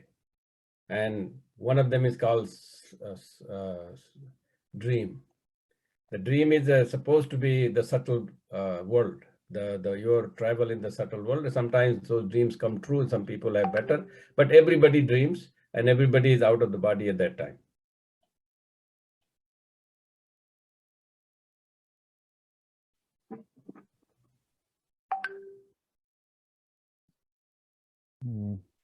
Thank you. So if no one has anything else to say, I suppose we can move on, if that's okay. Sure. All right, so question for preamble 4. Okay, so Rene Descartes believed that the mind, res cogitans, and body, res extensa, are completely different from each other. He mentioned that mind and body occasionally intermingle. However, he held that they were ultimately two distinct substances independent of each other, which only relied on the infinite substance, God, for their existence. Descartes' substance dualism has significantly influenced modern science, which is solely concerned with empirical phenomena, or that which appears to the senses. Objects extended in space, res extensa. Following the logic of substance dualism, modern scientists do not consider how the role of mind or consciousness affects the empirical data they collect. Baruch Spinoza understood that there is a single infinite substance which contains a multiplicity of differentiated attributes. For Spinoza, mind and matter, body, were two attributes of the infinite substance, which we finite human beings can perceive. Werner Heisenberg, one of the fathers of quantum mechanics, said that all modern scientific knowledge only represents nature as we perceive it, not nature in itself.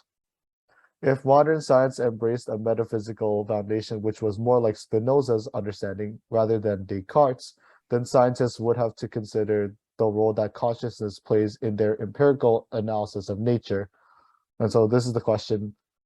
Do mind and matter have a dependent or independent relationship with each other? So I already spoke at length about this earlier, talking about, how they are related. I think they are related, but, I'll listen to others.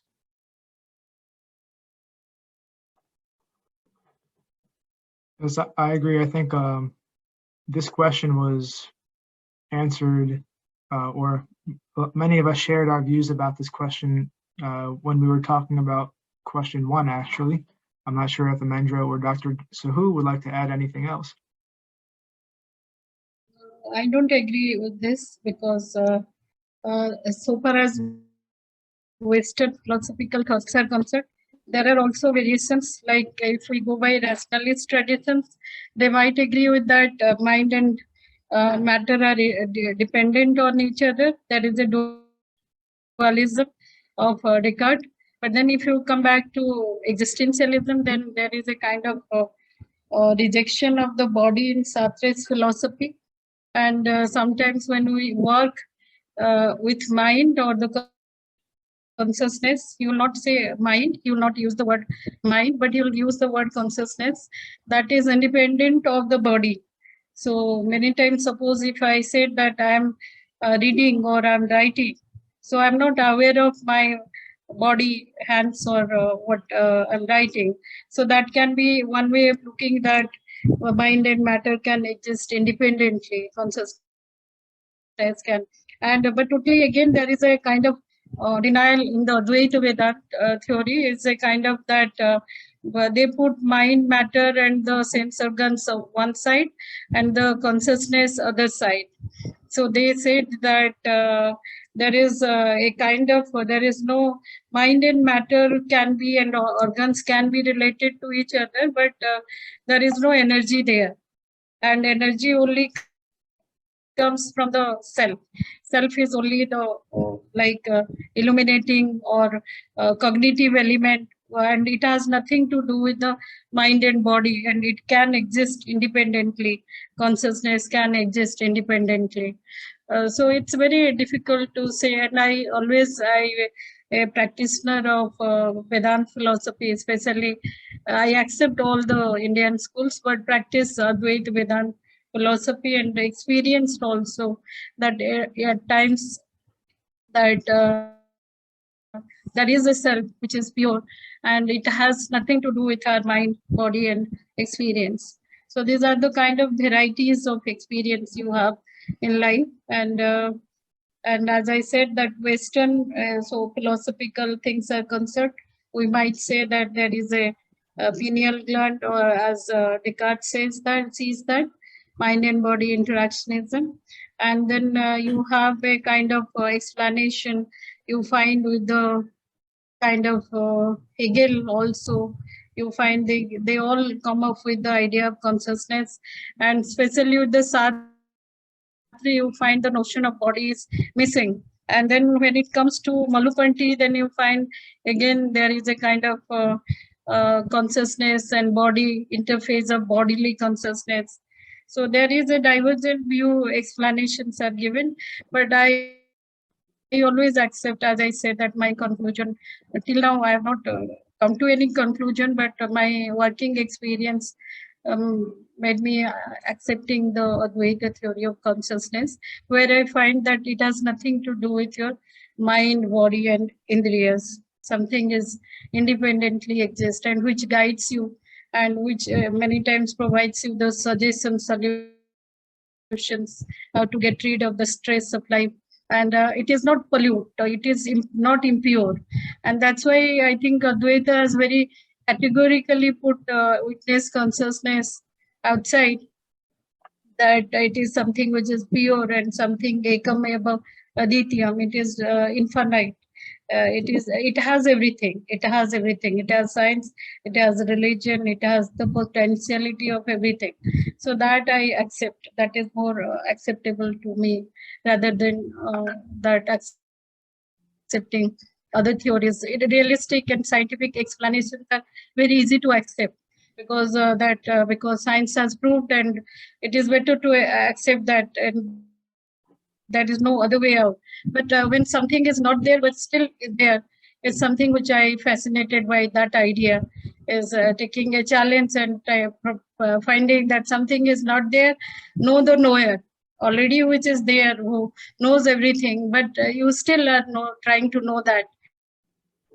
It's a challenge, and that's why I accept Vedanta conception that consciousness can exist independently without having a mind, body, and the sense organs. That's my perception. Thank I you. hope I am clear.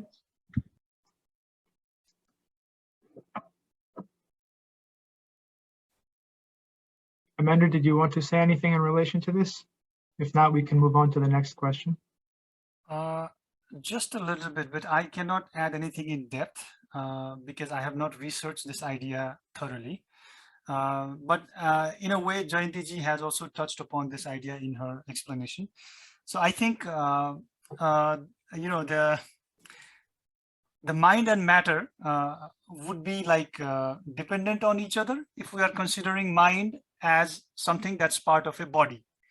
But if you see mind as part of consciousness, now again, I'm saying I have to research this thoroughly, but I don't know, then it would be like independent of matter.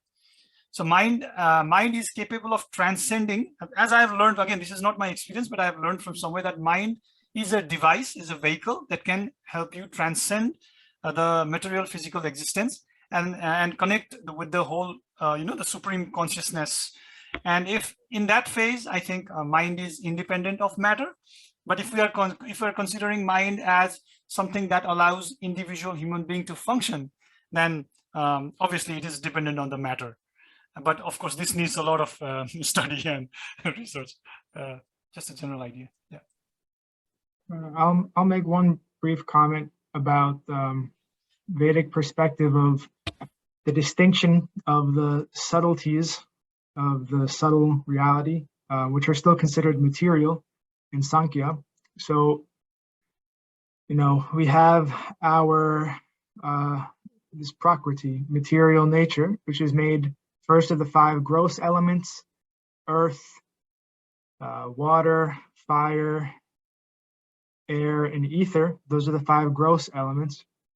And then beyond the five gross elements are the subtle elements, being mind, manas, and then ego, ahankar, and buddhi, intelligence. So these eight distinctions are said to be what material nature is.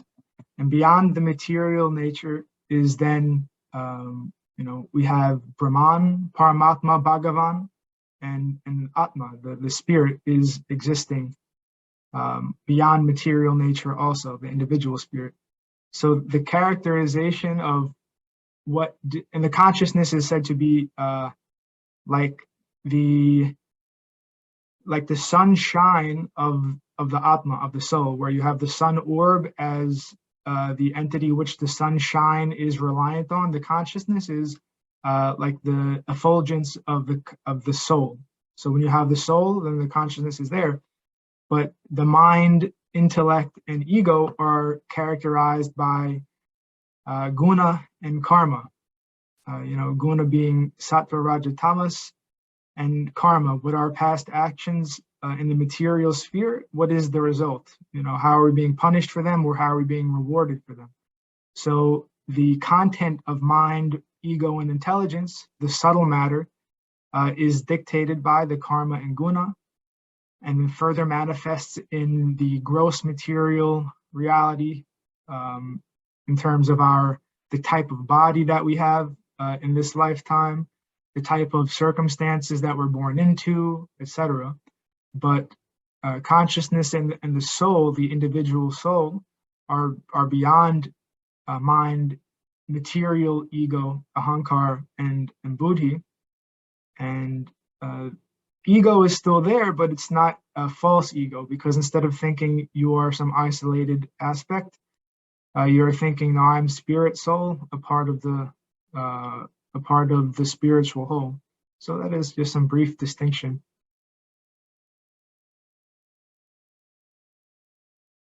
Unless there are any other comments, we can move on to the next question.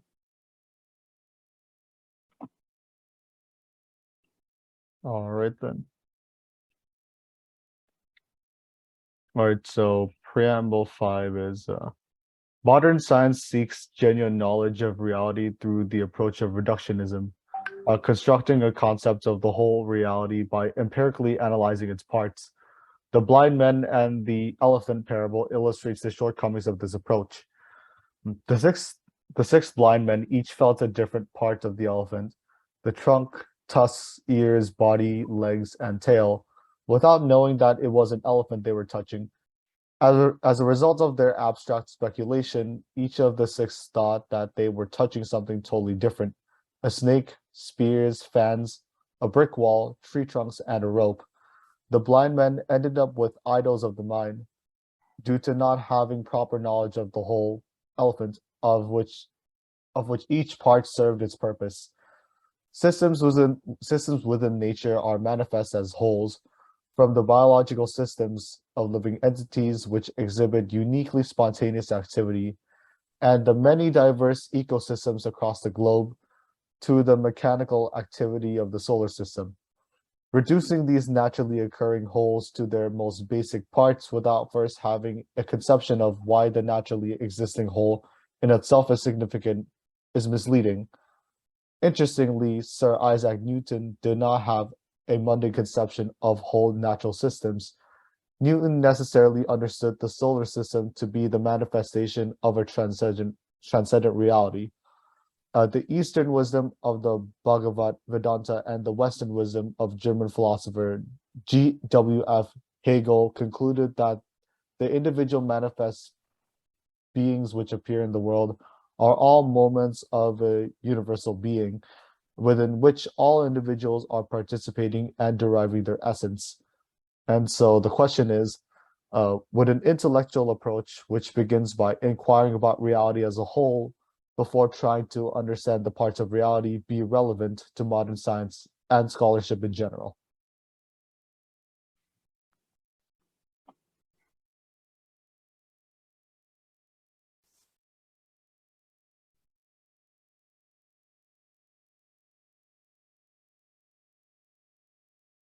Would anyone like to share their thoughts about this? Well, I can. I think that example. I mean, the example is beautiful. The elephant example is almost always given that we have limited knowledge. As long as we consider that we have limited knowledge, that's not a problem, because it's a journey for those who know the whole for some reason or have capacity to know the whole thing.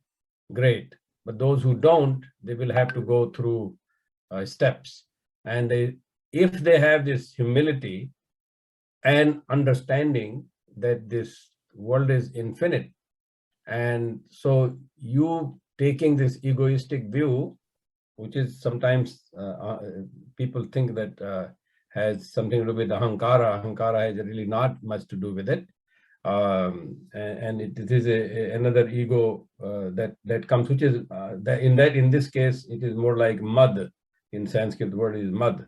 That happens to people who, because of their own limitations and because of their own laziness or the laziness, I think that they have this problem that they do not want to do anymore. They do not want to take the trouble. They consider that to be it. And even worse comes when people impose on others that that's it. And that's all you need to think about. You can't think anything more, which happens in this world. So I think the only way to approach to those people, just like young children, babies are taught baby steps, and eventually they know how to walk and how to go around anything that they want to do. And as long as they understand that. So I think that I don't think there is, again, maybe my view here is there's not really that much conflict, even though it looks like there may be a conflict in science and this, and maybe it's coming from because of my own background, where I'm coming from and my own research that I do, versus whatever the Western world of today, which has a very different history between science and religion. Science has been persecuted in Western world in the past, so scientists are a little bit more reactive to that. They are they're very careful, very concerned when the religion starts dictating what God is, and then you can't do anything. We know the history of the whole Western world science and religion. So there is a more conflicts or confrontation in the Western world, and obviously we are taking that as a view. But I think that science is not owned by anybody. I mean, there is a Jnana Vigyan Yoga in Bhagavad Gita also. So I mean, if taking that to be a translation of science, then there is an approach that you can go. So as long as you look at things either as a whole, it comes to the same thing that I said. You accept something and then explore. You can consider the whole thing and then try to understand and find where you stand. And maybe in that exploration, you will find something new way for a particular time, a particular place. And the science does the same thing, in my opinion. My research has been in the same way, and I know many people who are doing the same thing, and they're using the parts to explore what may be the future, the holistic, the parts of whatever we know, and then from that we project as to what might be the whole thing. So this is certainly a very, scientists are very considerate. They're very realistic about it. They're realizing more and more, and there is more collaboration needed. That includes me. I'm always exploring with philosophers, with linguists, with spiritual people, and I've been very fortunate to be able to learn more and improve and revise my own science. Thank you, Dr. Singh. Would anybody else like to contribute to that or add anything? I would like to say, related to that, I think it's I'm going to take a more pragmatist approach here, because I think inquiring about the whole is like not a bad thing. It's just when that inquiry about the whole is kind of used to like set the tone for things in a way, if that makes sense, like what the church did in the past. Like I'm from Indonesia, and Indonesia is a very religious country, and it's like, and it's like when like an idea of a whole is like institutionalized and used as like to set the tone of like what to do with people, it can, I think it's like more, it can be pretty damaging. What exploring things from the inside out based on like the parts first and then the whole, the benefit of that in my opinion is that it would allow for less leverage on people when you prove that something is true, or rather when you kind of accept it to be true. So I think intellectually inquiring about the whole is good. You just have to be careful not to let it, like, not to be complacent and just accept it as it is, and to let it kind of dictate what we do. Yeah, just a little thing to add. I think the science, by its own nature, I think it's constrained to look at the smaller parts rather than straight away go into the whole. So, for example, if you want to study an organism, if you want to study a human being, you cannot put a human being into a microscope, right? You have to start with the cell. So that's the constraint science has. Maybe I'm just looking at one aspect of this. There might be other way of seeing things. But when we look at the spiritual, in the spiritual dimension, you don't have that constraint. That's the only thing I'd like to add here. Again, yeah.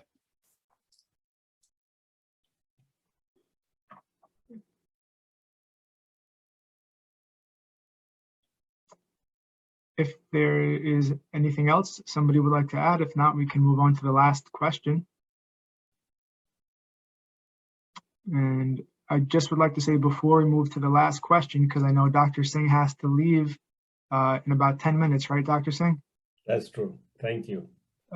So for the purposes of this project, our request is that each of the participants, within the next week, if possible, if you could type a written reflection about the whole process via, considering answering the questions in the beginning and then partaking in this discussion, and just, whatever your honest feel is, if you feel that you have come to some kind of new understanding of something, or if you have anything you want to say, if you could just type out a written reflection and then send it to me. I'll put my email address in the chat right now to everybody. That would be very much appreciated.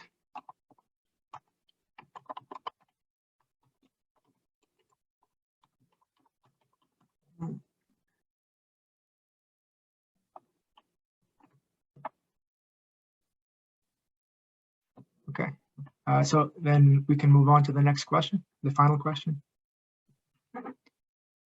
All right then. So final question. Modern science informs us that the origin of life is matter, abiogenesis. We are taught that through random and accidental processes with pressure from intense environmental conditions, which occurred over the duration of a very long time, the mechanical and chemical activity of atoms and molecules spontaneously produced the first biological life forms. From the perspective of our direct experience, we see that living entities only come from other living entities, biogenesis. Offspring of any species only comes from living parents. New cells are only produced from living cells. We even observe that matter comes from life. The massive amount of matter required to form a mature tree is only produced by a living seed. If you kill the seed before planting it, then no matter will be produced. Typically, human beings constantly grow hair and nails for the duration of their life. When their life ends and only the body is left behind, the matter which made up the hair and nails stop being produced. And so the question is it more rational to conclude that life comes from matter, abiogenesis, or that life comes from life, biogenesis? Since I may have to go, so let me chip in. So I think here it's a question of definition. I mean, I've spoken about, I think life is everywhere, but But I think this sounds a reasonable thing to say that life comes from life, which means largely similar looking life comes from life. Life, because this is just definition, the tree that produces a seed, the two seeds are never the same. If you speak from scientific point of view, the two human beings, even though we have parents and we look like human beings, but we are not the same. We are not the same, physically. We are not the same genetically. We are not the same functionally, and we are probably not the same spiritually, because we have a spiritual journey. But nevertheless, we are the vehicle of that, whatever the source is, that largely looks like I largely look like my parents. And a tree largely looks like the seed, the tree of the seed of the, no, sorry, the tree of the seed that it got started with. So it's largely true, but not strictly true, because nobody produces nobody. Everybody is only a vehicle to something that comes through. In that sense, the water is a vehicle, the earth is vehicle, the mineral is vehicle, and it produces something, it helps produce something. So in that sense, I would say that this is true. Life comes from life. And I think with the conversation that I had earlier about we connecting to each other that way makes sense, because that we are largely life, we are and then we can connect with each other, and we can relate to other ones like tree or seeds and things like that. And so it helps us understand what we are, and it makes sense. I think life comes from life is probably not even a question or something that is debatable, but it becomes a question and a matter to debate only when we think in terms of creation, right? How it was created, how it was originated, where did it come from? Then it becomes a question, So I don't know, would you have any thought on that, Dr. Singh, about the origination? Did this thing, life came from life, or life originated from non-matter, when you look at things from the point of origination, the origin, the creation? Well, the non-matter is always the case, I think. And I went to, just to give you a story, I went to Shankaracharya Puri to explore some of these questions. And initially we had some difficult conversation because he was of the same opinion. Somebody introduced me like the great scientist, this, and obviously, you don't go to Shankaracharya and talk about your great science. I went to ask him the question about Prana Shakti and where the prana comes from. And initially he was, like I said, I didn't say a single word, but somebody else introduced me wrongly, in my opinion, and he was very upset. But he was very kind, because I was very humble to him. I didn't say anything to him. I said, well, I'm here just to learn something. And to answer your question, what he told me is that the whole thing comes from Atma, and Atma comes from Paramatma. So you have to accept that source. But then rest of your question about, there is no question about life. How do you define life? Dog does not come from a man, even though I'm life and the dog is life. A son is not identical to the father, if that is how that we define that life. So we have some definition of life, something like looks similar to that. It's not identical. So I agree with that, but I also think that the ultimate source is in this case, I have no, as a scientist, I have no problem telling this, that it comes from Atma. I can define, let people understand that, because there is no way to understand where else it is coming from. Science does not know that. So I think life comes from that source, non-matter. You can call it energy. You can give the name of Atma and Paramatma. That's just a model to understand for a human being. That may be absolutely true. I don't know, but I think that there is no better way to say that. Sir, I was reading some Upanishad, and based on my Samadhi experiences, what I was thinking was, when we look at the whole world, and we are part of whole world, and even if we think of universe, we are part of the universe, right? So when you go at the depth, at the bottom, what remains when you are really still is heat, movement, and sound. But again, if you go even deeper, it's just the movement. And when you reach a stage where you are totally still, then the reality, the reality that we want to reach, the transcendental truths begin to unfold, when the movement ceases to happen, So, yeah, I mean, so my thinking is like, and I've read it somewhere also, that the creation started, something was still, but it started moving because it wanted to express itself, express itself a different way. And then that's how the origination began. And that's very vague way to put it, but in some way it makes sense because it's also part of my samadhi experiences, right? So yeah. No, that's just a true. thought. I think Vedas, Rig Veda says, Nasadiya Sukta says, then there was nothing, and then it started oscillating. And then this oscillation, so that's why what you were saying that, heat and temperature, that's your understanding. When I don't know that I ever gone to samadhi, but if I had anything like that, and if I'm still alive and I'm thinking about it, then I will be thinking a little bit differently because my understanding of all this is a little bit different because of my background, because of your background. So you have in your own world, I think what you were saying is true. Samadhi thing is from yoga perspective, it actually talks about exactly what you guys are talking here. It says that you learn but without learning, it's important to learn. You learn asana, you learn pranayam, and then you do pratyahar. Means all the sensory knowledge that you gain, you become expert of it. And then you can, as an expert, you say, I don't need it anymore. Because you know what you're giving up. Otherwise, somebody can also say that I don't need my senses and have a bag of whiskey or something and says, oh, I don't have any more sensory perception of anything.